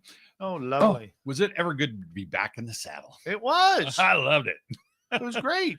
Yeah. Yeah, you were good. Thanks, buddy. No problem. No, you were good. Oh, one thing before you go, though. Yes, sir. I got a gripe with our audience right now. Do you? Look, there's a lot of people out there who keep on saying that you and I were wearing wrestling masks God, I know. at Area 51. I'm just here to remind all of you, I am not El Ovni Volador. That person over there is not El Phantasmo. I know because I was with him Yes. the entire weekend, and not once did I see him put on a wrestling mask. No. Okay? I'm getting tired of getting blamed for all this. No, but I'm getting tired of them following us around all over the place. There's a conspiracy going on. I'm thinking. I think the audience is in on it. I think so. I think the obviously the camo dudes were in on it, Oh, 100%. right? Yeah. But I'm getting sick and tired of people saying that It's you and I. have like these magical, these illustrious secret identities, Yeah. No. right? It's getting ridiculous, people. Yeah. Stop it. Really. Thank you. Thank you. Thank you for bringing common sense back to this broadcast. I do my best. Yeah. Look at Amanda. Saw it on your Facebook. Did you? I didn't post it. Well, it's not on my Facebook, so I have no idea. I didn't post anything. It's getting ridiculous. Yeah. Getting ridiculous. Yeah, Amanda. I'm getting real tired of having to defend ourselves. Too. I know, me too. What kind of crazy talk do we have from these people? Exactly. I would never hang out with scum like those guys. No, especially I heard somebody, he said to one of the guys up in the shut your hole and know your role or something like that. I was like, wow. I would never talk about those guys. No, I would never talk about the camo dudes like that. they were super friendly. Didn't bother us.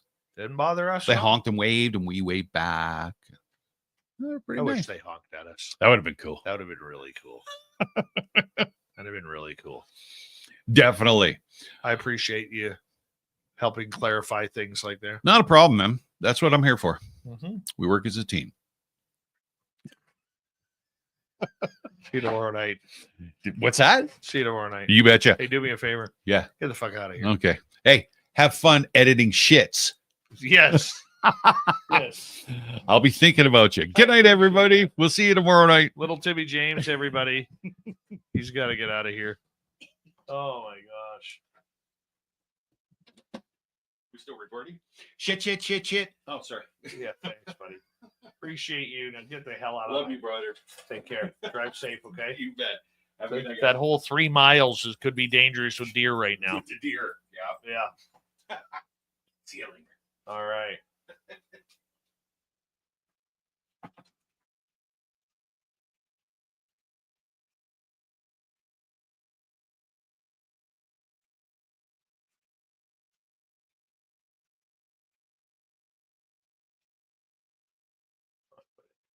Hold on.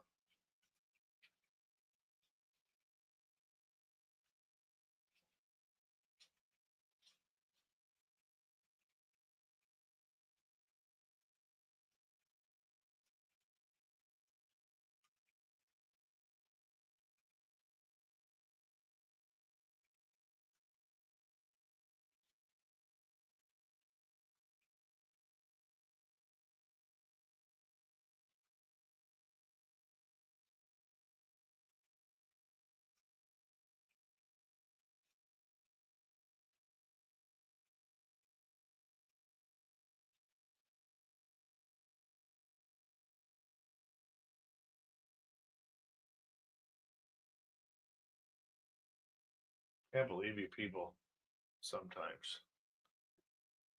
Try and be a nice guy here. All right, now that.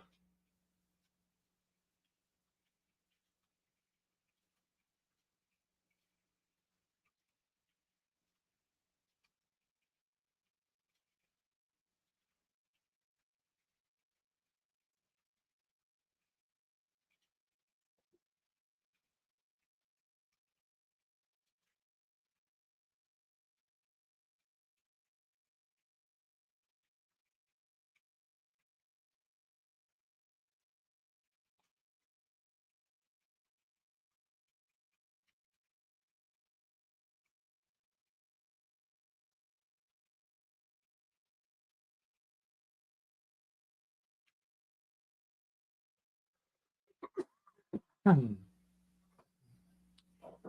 was a good show. Wish the audio was a bit better, but that's okay. That's okay.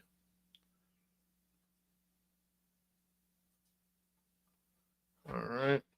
Just wait for this to load up. And then we can move on forward.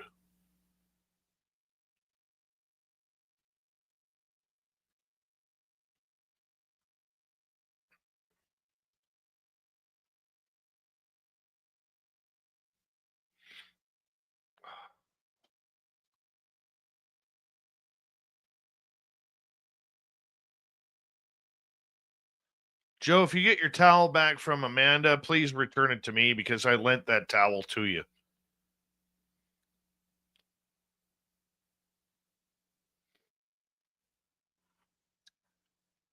See how quickly I can edit this thing.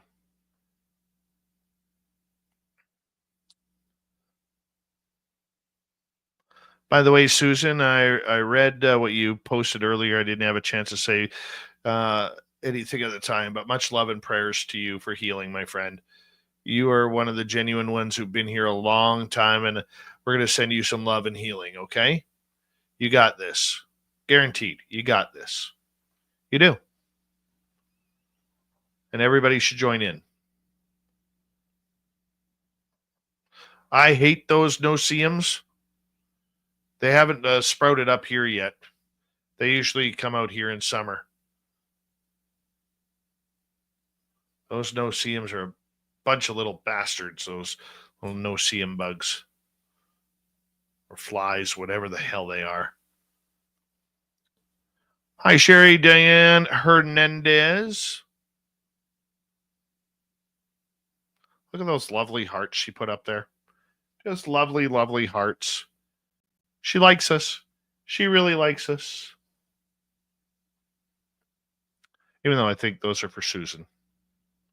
Yeah, I'm pretty sure those are for Susan. Not us.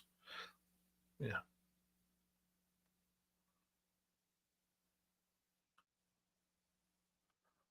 So my birthday is coming up in 15 days. Any of you gone shopping for me yet? Just curious.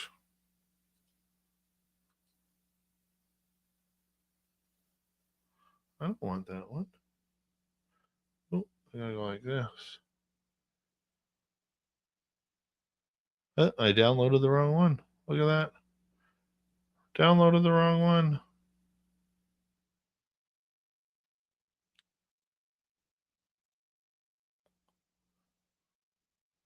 That one downloading.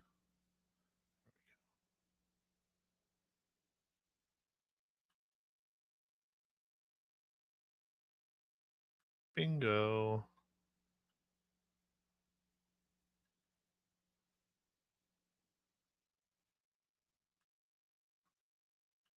And close that out. Close that out.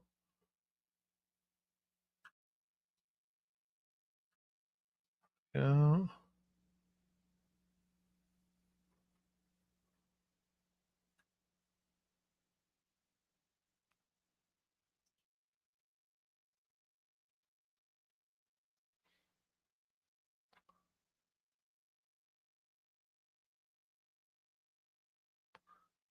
Oob to you. Always good to oob around. Oob around. Oob up, and get down. Oob, oob, oob. Everybody oob, oob, oob. Saying.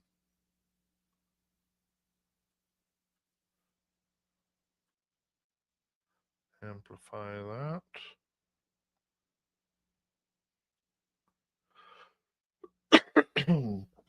Yeah, we got the brown recluse spiders here too. About an hour south of me is where the rattlesnakes start. Don't like them.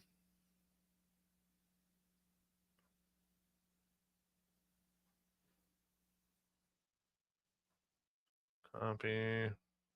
Paste. This first half hour is going to be the tough one. So it starts at 9:59:06 and 9 minutes in.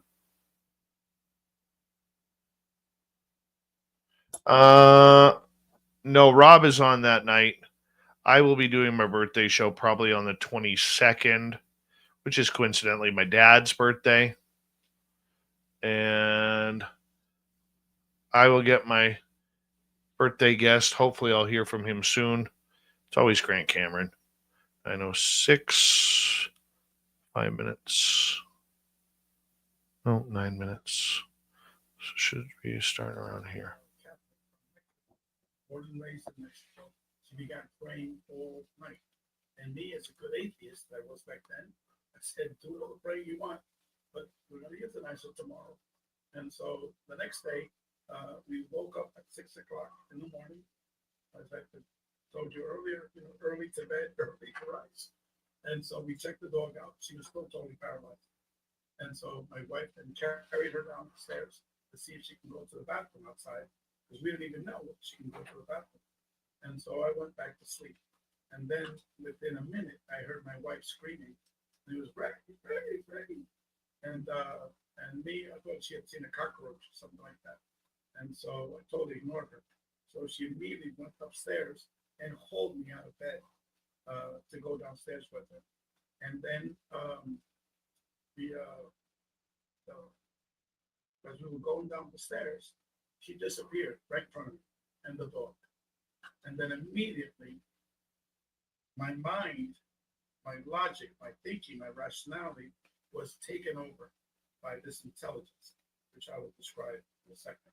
I turned to the left and I saw what I now call an energy beam. It was approximately 3 feet wide, 1.5 foot in height, and it was floating like 4 feet off the ground. And it was semi-transparent. You could see the sofa behind it.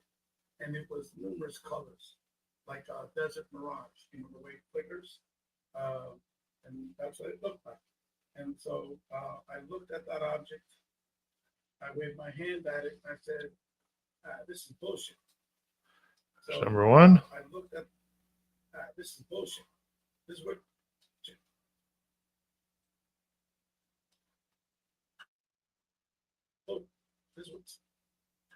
This is bull.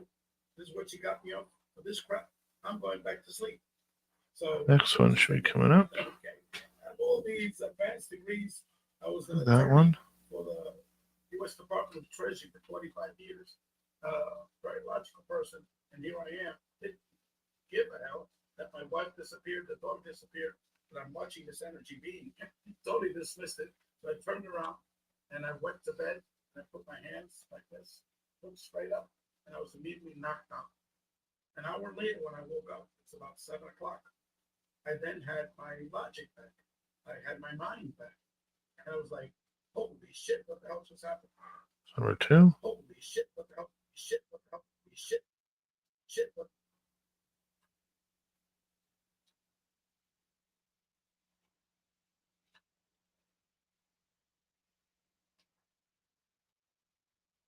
Shit just happened. And I ran downstairs. When I ran downstairs, almost in the same exact spot where I had left it. My wife So 16, 18, 20. So I'm waiting for this guy. I'm waiting for this guy. And he doesn't show up. And so I said, oh, what the hell? I'm killing time, right? Let's try to cool down the UFO, just like my wife does. Within 15 minutes, this huge object appears. It was like 600 meters in length, 100 meters tall. And it was comprised of hundreds of oblong streaks of light. And inside was all this white energy. It was huge. And so within 15 minutes, and I was like, holy shit, this works. There we go. And inside was all this white. And within 15 minutes, and I was like, holy shit, this works. Shit, this works. Holy shit, this works. And then all of a sudden I heard a voice. Daddy, you and mommy have seen UFOs. And the next time you see a UFO, you call me, Daddy. Don't forget. Don't forget. So I turned around and I'm looking for my daughter. I thought she was right behind me. I didn't realize that was my very first telepathic communication among many. And so the way I sensed it was like my daughter was like next to me. So she wasn't there. I said, look, my daughter wants to see it. So I ran to the window and I'm yelling her name outside her bedroom window. Now, mind you, this is 9:30 at night. And so she opens up the window. What's up, Daddy? What's going on? I said, sweetheart, it's a UFO. Get out here. Run outside. Run outside. So she runs outside. When she gets there, she goes, Daddy, what is that? I said, sweetheart, I think it's a UFO, but it's hiding. And I told her, you know what radar is? She says, yes. Those things that are identifying airplanes in the sky. Well, it doesn't want to get caught by radar. So that's not fully visible. That's how I was thinking back then. That UFO was a physical phenomenon. And so another thing, my friend comes after my daughter and I have been watching this for about 15 minutes. So they stop the car, they leave it right in the middle of the cul-de-sac, and they run to us and say, Ray, what is that? What is that? I said, you know damn well what it is. No, it can't. And so they try to explain the way. And so after like a minute, I just busted out laughing because I didn't tell them that I called it down. Right? So in my mind, I told this intelligence, the UFO intelligence, I said, you better come up with some better bullshit than this. Because my friend said, UFO intelligence, that's bullshit than this. Bullshit than this. Bullshit than this. Because shit. Some better bullshit than this. Because my friends don't believe it. Immediately, what I was watching totally disappeared. Okay? And immediately replaced by a totally different object. Now what we were watching was about 50 large orbs the size of a Volkswagen Beetle and very, very low to the ground, much lower than the other object. Palm trees were covering the bottom of these large orbs, and they were all flickering on and off, on and off, on and off, on and off. So it was a huge display in the sky, and they would take turns powering up and then powering down. And then my friend stopped trying to explain it away because you can't explain this away. Now, months later, many, many months later, I realized that what I was seeing was not really a physical object because I was perceiving that it was a physical object because instantaneously when I said, you better come up with some better bullshit than this. This is just killing me, laugh. Some better bullshit than this. You know the funny part about it is I actually forewarned him about the swearing beforehand. Oh God. Sometimes it kills me. Should be about right there. Than this, because my friends don't believe you. That object totally disappeared and a totally different object replaced it. So that means that what we were initially saying was not real because immediately it disappeared and something totally different replaced it. So Fowler, very famous ufologist, he's now like 92 years old. I wrote the foreword for his latest book. He had like a 400-page book about like his life history of his experiences. And so I wrote the introduction for that. And then also John Keith, another famous ufologist from the 60s and 70s. I think he was the very first ufologist that made the relationship between the paranormal and the UFOs, John Keith. So they all mentioned holographic projections, not exactly that language, but very similar language. But Jacques Vallée did say holographic projections in several of his books. And so, and then how they got us to leave, okay? I'm skipping a lot of things that happened during that experience. But how they got us to leave was my friends left in the middle of this light show. Now, in hindsight, I should have asked, what are you freaking crazy, man? When you ever see this in your life again? If we would have taken pictures for a movie, a video, we would have been on the cover of Time magazine for the next 20 years, okay? But no one took a picture or video. The teenager, one was a 17-year-old teenager, was their child for the couple that came. And she had the damn cell phone in her hand, okay? One thing that I later learned after these repeated experiences is that UFO intelligence would allow you to take videos or pictures of orbs or very distant objects. But that objects that I saw, which I've called down over and over again, these huge objects, they will not allow them. Okay? Another, I'm jumping ahead maybe 6 years after that.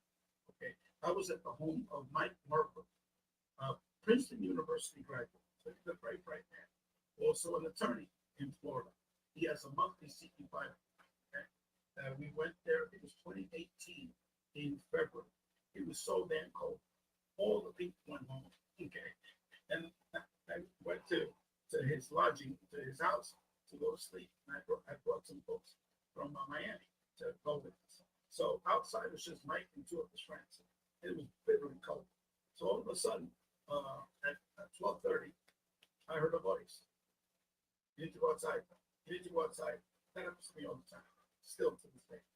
You need to go outside. You need to go outside. So I didn't want to. I said, screw that shit, man. I ain't gonna freeze my ass off again. You need to go outside. You need to go outside. Then it became stronger, right? I said, okay, shit, I need to go outside. So I grabbed a Mexican, what they call it, suraki, those big gigantic, heavy woven clothing. So I put it on top of my coat, and I said, what the hell, I'm gonna go outside. So Mike and his two friends were looking towards the south, okay, trying to pull down the UFO, freezing their asses. And I look towards the north. And the way I do it is I focus in a little area, a little tiny area in the sky. And that's where I make my intention. And it's what it is, it's love. There's no protocol. You don't have to do chanting and hammer on drugs and things like that. So what a lot of people doing these T5, chant all these mantras. No. What you need is just to express love. That's it. An intention to see with much love. And in my case, every time, within 15 minutes, they appear. So in this case, it was a big, gigantic light. That was Where the hell is that? Did I miss it? Very far away. And the light was getting bigger. Crave Dog, thank you, buddy. So when he got very close with big ball of light, I told Mike and his two other friends, look, it's not south, up south. It's right here. And I pointed. Now Mike had yes. The right man. What the hell? 927. It says shit twice. So we got 929 there. 28. So damn cold. All the people went home. Okay. And I went to his lodging, to his house to go to sleep. And I brought some folks from Miami to go with us. So outside was just Mike and two of his friends. It was bitterly cold. So all of a sudden, at 12:30, I heard a voice. You need to go outside. You need to go outside. That happens to me all the time. Still to this day. You need to go outside. You need to go outside. So I said, Joe, what do you think that was? He says, well, I think it was a holographic projection. It could not have flown. It wasn't a pilot. It had like 4-foot wings on the other side. It was just one wing. Those wind planes from World War I, it had like 3-level wings. Okay, one on top of another. So he said, this thing couldn't have flown. And I said, Joe, I reached the same conclusion that what we're watching are actually holographic projections from another multi-dimensional reality. And as I did more reading and more research, I found out Jack Blay held the same opinion. In several of his books, he mentioned that what we're watching possibly could be holographic projections. And Dr. Heineck mentioned that as well as Raymond Fowler, very famous ufologist. He's now like 92 years old. I wrote the foreword for his latest book. He had like a 400-page book about his life history of his experiences. And so I wrote the introduction to that. And then also John Keith, another famous ufologist from the 60s and 70s. I think he was the very first ufologist that made the relationship between the paranormal and the UFOs, John Keith. So they all mentioned holographic projections, and not exactly that language, but a very similar language. But Jacques Blay did say holographic projections in several of his books. And so, and then how they got us to leave. Okay, I'm skipping a lot of things that happened during that experience. But how they got us to leave was my friends left in the middle of this light show. Now, in hindsight, I should have asked, "What are you freaking crazy, man? When you ever see this in your life again?" If we would have taken pictures for a movie, a video, we would have been on the cover of Time magazine for the next 20 years. Okay, but no one took a picture or video. The teenager, one was a 17-year-old teenager, was their child for the couple that came. And she had the damn cell phone in her hand. Okay. One thing that I later learned after these repeated experiences is that UFO intelligence would allow you to take videos or pictures of orbs or very distant objects. But that objects that I saw, which I've called down over and over again, these huge objects, they will not allow them. Okay. Another, I'm jumping ahead maybe 6 years after that. Okay. I was at the home of Mike Merkel, Princeton University graduate, look at the bright man, also an attorney in Florida. He has a monthly CP5. Okay. We went there, it was 2018 in February. It was so damn cold. All the people went home. Okay. And I went to his lodging, to his house to go to sleep. And I brought some folks from Miami to go with us. So outside was just Mike and two of his friends. It was bitterly cold. So all of a sudden, at 12:30, I heard a voice. You need to go outside. You need to go outside. That happens to me all the time. Still to this day. You need to go outside. You need to go outside. So I didn't want to. I said, screw that shit, man. I ain't gonna freeze my ass off again. You need to go outside. You need to go outside. Then it became stronger, right? And I said, okay, shit, I need to go outside. So I grabbed a Mexican, what they call it, serape, those big, gigantic, heavy woven clothing. So I put it on top of my coat. And I said, what the hell, I'm gonna go outside. So Mike and his two friends were looking towards the south, okay, trying to pull down the UFO, freezing their asses off. And I look towards the north. And the way I do it is I focus in a little area, little tiny area in the sky. And that's where I make my intention. And it's what it is, it's love. There's no protocol. You don't have to do chanting and hammer on drums and things like that. So what a lot of people do in these C5 and chant all these mantras. No. What you need is just to express love. That's it. An intention to see them with much love. And in my case, every time, within 15 minutes, they appeared. So in this case, it was a big, gigantic light that was coming at us at the ground level. It wasn't in the sky. It was almost at treetop level. It was very far away. And the light was getting bigger, it was getting bigger, it was getting bigger. So I said to myself, this is a helicopter. Okay. So when we got, very close, it was a big ball of light. I told Mike and his 12 friends, look, it's not south. Don't look south. It's right here. And I pointed. Now, Mike had. Hold that spot. Yes. Okay, so we're going to break there. Ray Hernandez. So this is 29. It's amazing books can be found on Amazon, including The Mind of God, spiritual virtual reality model of consciousness. Should be around here. We're going to get to In several of his books, he mentioned that what we're watching possibly could be holographic projections. And Dr. Heineck mentioned that as well as Raymond Fowler. 1 second, Susan. He's now like 92 years old. I wrote the foreword for his latest book. He had like a 400-page book about like his life history of his experiences. And so I wrote the introduction for that. And then also John Keith, another famous ufologist from the 60s and 70s. I think he was the very first ufologist that made the relationship between the paranormal and the UFOs, John Keith. So they all mentioned holographic projections. Not exactly that language, but a very similar language. But Jacques Vallée did say holographic projections in several of his books. And so, and then how they got us to leave, okay? I'm skipping a lot of things that happened during that experience.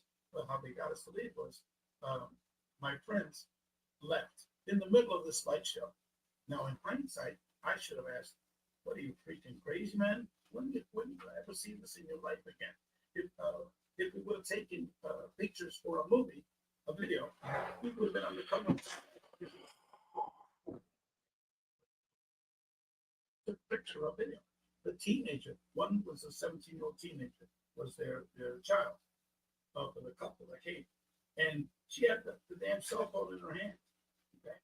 One thing that I later learned after these repeated experiences is that UFO intelligence would allow you to take videos or pictures of orbs or very distant objects. But that objects that I saw, which I've called down over and over again, these huge objects, they will not allow them. Okay. Another, I'm jumping ahead maybe 6 years after that. Okay, I was at the home of Mike Merkel, Princeton University graduate, the bright man, also an attorney in Florida. He has a monthly CP5. Okay, we went there. It was 2018 in February. It was so damn cold. All the people went home. Okay, and I went to his lodging, to his house. Yeah, Dave could get his show canceled if and fined by the FCC. Outside was just Mike and two of his friends. It was bitterly cold. So all of a sudden, at 12:30, I heard a voice. You need to go outside. You need to go outside. That happens to me all the time. Still to this day. You need to go outside. You need to go outside. So I didn't want to. I said, screw that shit, man. There it is. Beat my ass off again. I said, How screw did- that shit, man. I ain't shit, man. I ain't gonna How do did I that miss that? shit,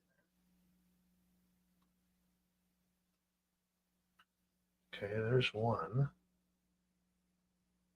The other one was right after. I ain't gonna freeze my ass off again. You need to go outside. You need to go outside. Then it became stronger, right? I said, okay, shit, I need to go outside. There it is, finally. Only replayed this like 4 freaking times. Okay, shit, go outside. Okay, shit, go outside. Go outside. I said, okay, shit, go outside. So I Undo.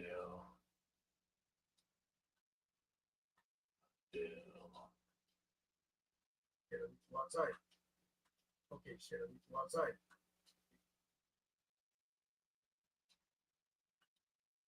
Okay, shit, I need to go outside. Go outside.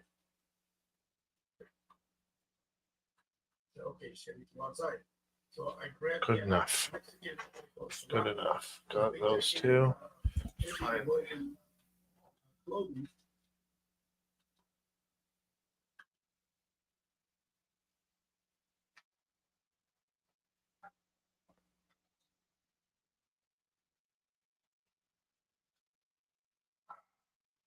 Now we're going to mistitle things. Good.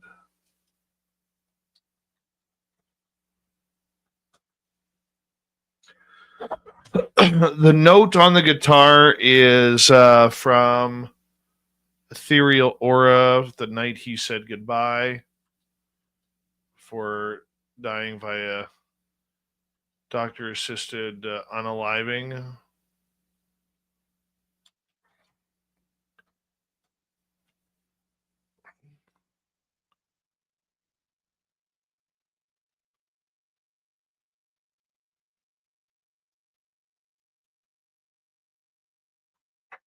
So no, it's not a reflection. It is a note. This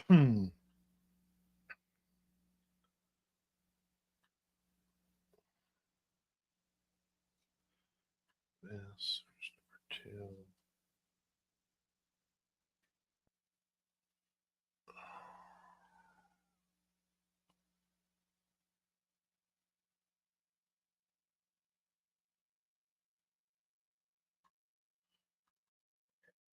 So what happened was that right off the beginning.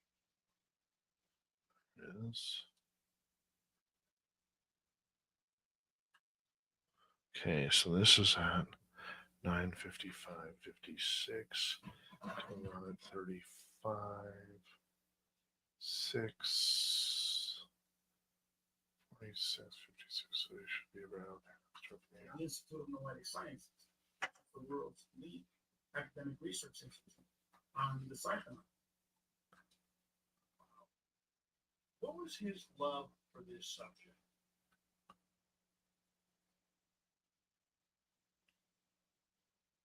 Well, a couple of things. He grew up in Roswell, and he was there for senior year when the newspaper published the Roswell crash. Okay, and so from the very beginning, he had that information of the publicity, but he thought it was always something that was betrayed, from the because of the newspaper retraction. But then when he came home from the moon, he had what is called a samadhi experience. Now we're talking about the consciousness aspect of it, just like near-death experiences. And approximately a third of UFO contact experiencers. They're given information of like universal knowledge, information like a near-death experience. All of a sudden, you know everything, but then just as quickly it gets taken away. That's what happened to Edgar. Coming back from the moon, he had this epiphany and the download.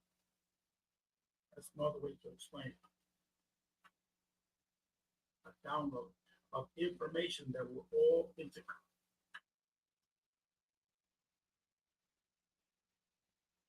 And there's no separation. And this was information that it got taken away. And Ed was like, what the hell happened to me? Did he see any extraterrestrial activity on the moon? Yes, they. Did Edgar see any? Nada, nothing. Everything else are rumors. And Edgar and I are good friends. I was at, no. That's interesting. Very interesting. Because I do know that I have a friend who works for NASA, or used to work for NASA, and he said that Neil Armstrong and Buzz Aldrin saw something on the moon, and that's why it was cheap. But either way, I still agree with that. What Edgar did state, what Edgar did say was that astronauts and cosmonauts had paranormal experiences in space. So he did say that. And he wouldn't provide me details, but he made insinuations like they would see, beings and inside their craft. And that would just like flicker and then flicker away real quick. But he explained it like paranormal experience. But in terms of seeing people on the moon, and things on the moon, never.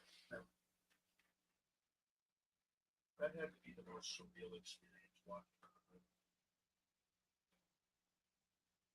Unbelievable. I agree. What do you think of Dr. Eric Davis recently coming out and saying that the United States government is in contact with 4 different species of extraterrestrials?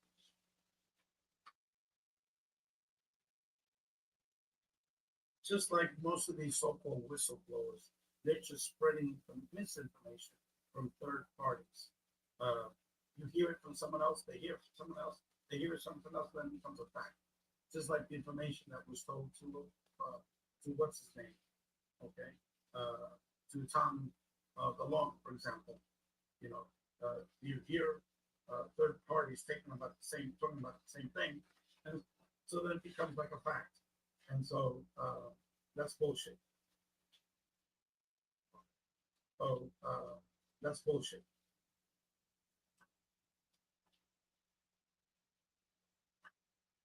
Yeah, there's that one.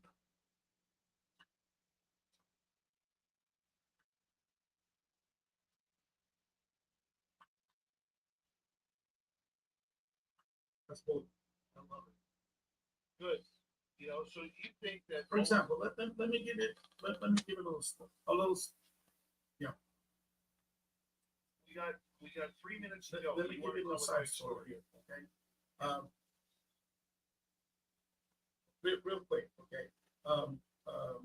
The director of MUFON about 4 years ago, we both spoke at a conference in Boston, and so he told me how many PhD biochemists we had. I said we got 2 PhD biochemists. He says, "Can I send something to you? You could forward to him," and I did. What it was an autopsy report of this little bee called J-Rod, okay, which is publicized in all conspiracy theories. Well, I sent that autopsy report, and it came back from these 2 biochemists. It was pure bullshit. It was this guy that bullshit. It was this chemist. It was pure bullshit. Okay, there's that one. And finally, number 2 there.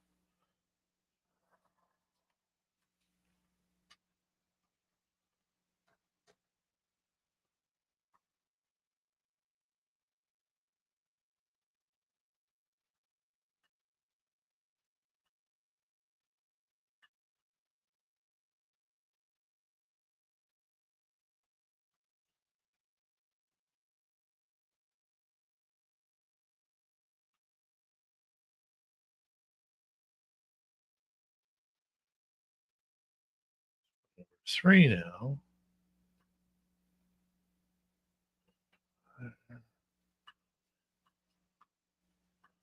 It's 10, 28.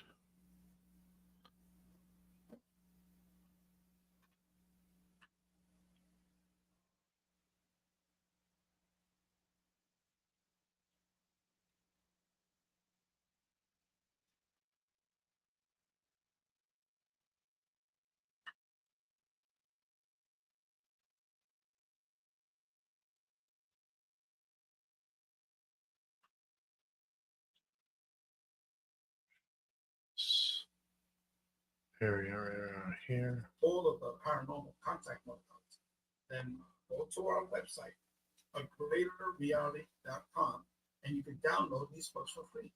And also, if I can add to that, I recently wrote a book about my personal experiences. If after you go to our website, if that's what you want to read, I will send you that book for free. And that book is not only a summary of my numerous personal experiences, but of my theories, my hypotheses, everything that we talked about today. It's all in my book, but expanded, okay, and much more greater detail. So if you really want to pry into these theories that I have, get my book. It's titled A Greater Reality, One Man's Journey of Discovery. And that's the same title as a new documentary that's going to be coming out in a few months. And we're now in negotiations with Netflix for that documentary. And it's nothing else is close to it. We've been working on it for 7 years. We have 90 seconds to go before we have to go to break at the bottom of the hour. Ray Hernandez is our kind of statistics. Still have the statistics there. Again, I only presented like 10% of the statistics because it would have been a much more lengthier book. And even as it is, our book was 820 pages. But we had numerous other data sets that a lot of people don't even know about. For example, we tested the RH negative question. Well, what did we find out? That's all bullshit. BS. Okay. BS. Okay. That's all bullshit. BS. BS. Okay. Bullshit. We find out that's all BS. Okay. The percentage of the people that are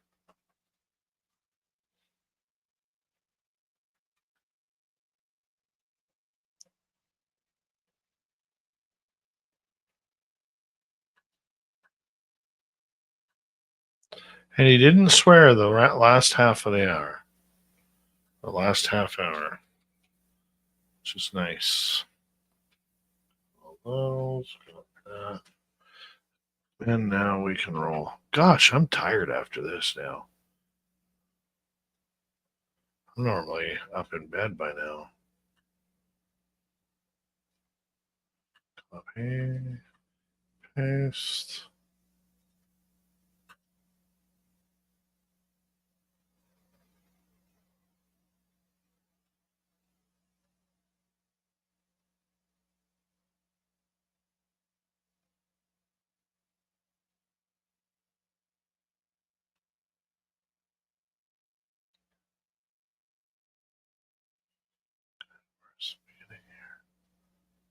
Really?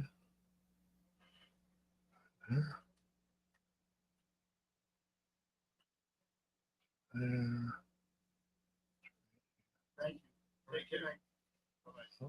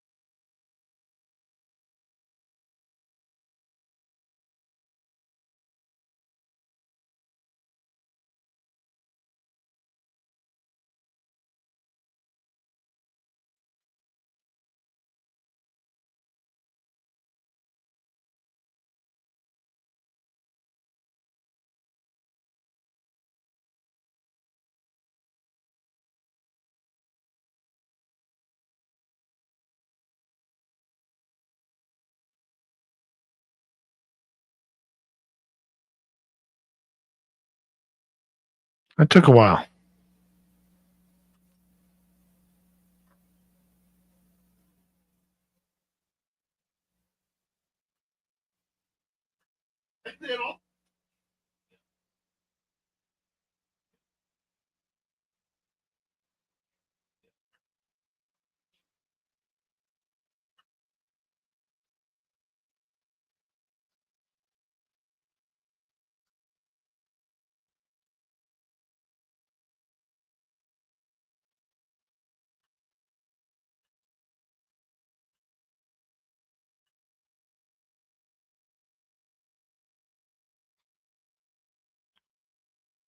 All right, tomorrow night on the show, Kenny Thibodeau is going to join us. We're going to talk about Dogman and missing people. So we appreciate you tuning us on in. Thank you to Crave Dog and Area 53 for the super chats tonight. I got to hurry up here. I got to get to bed. I'm so tired right now. So tired. So let's do it all again tomorrow. I'll have more energy. If you don't mind, I would appreciate that. Let's have some fun. Dogman. It's good stuff tomorrow. All right, everybody. We will see you soon. Take care.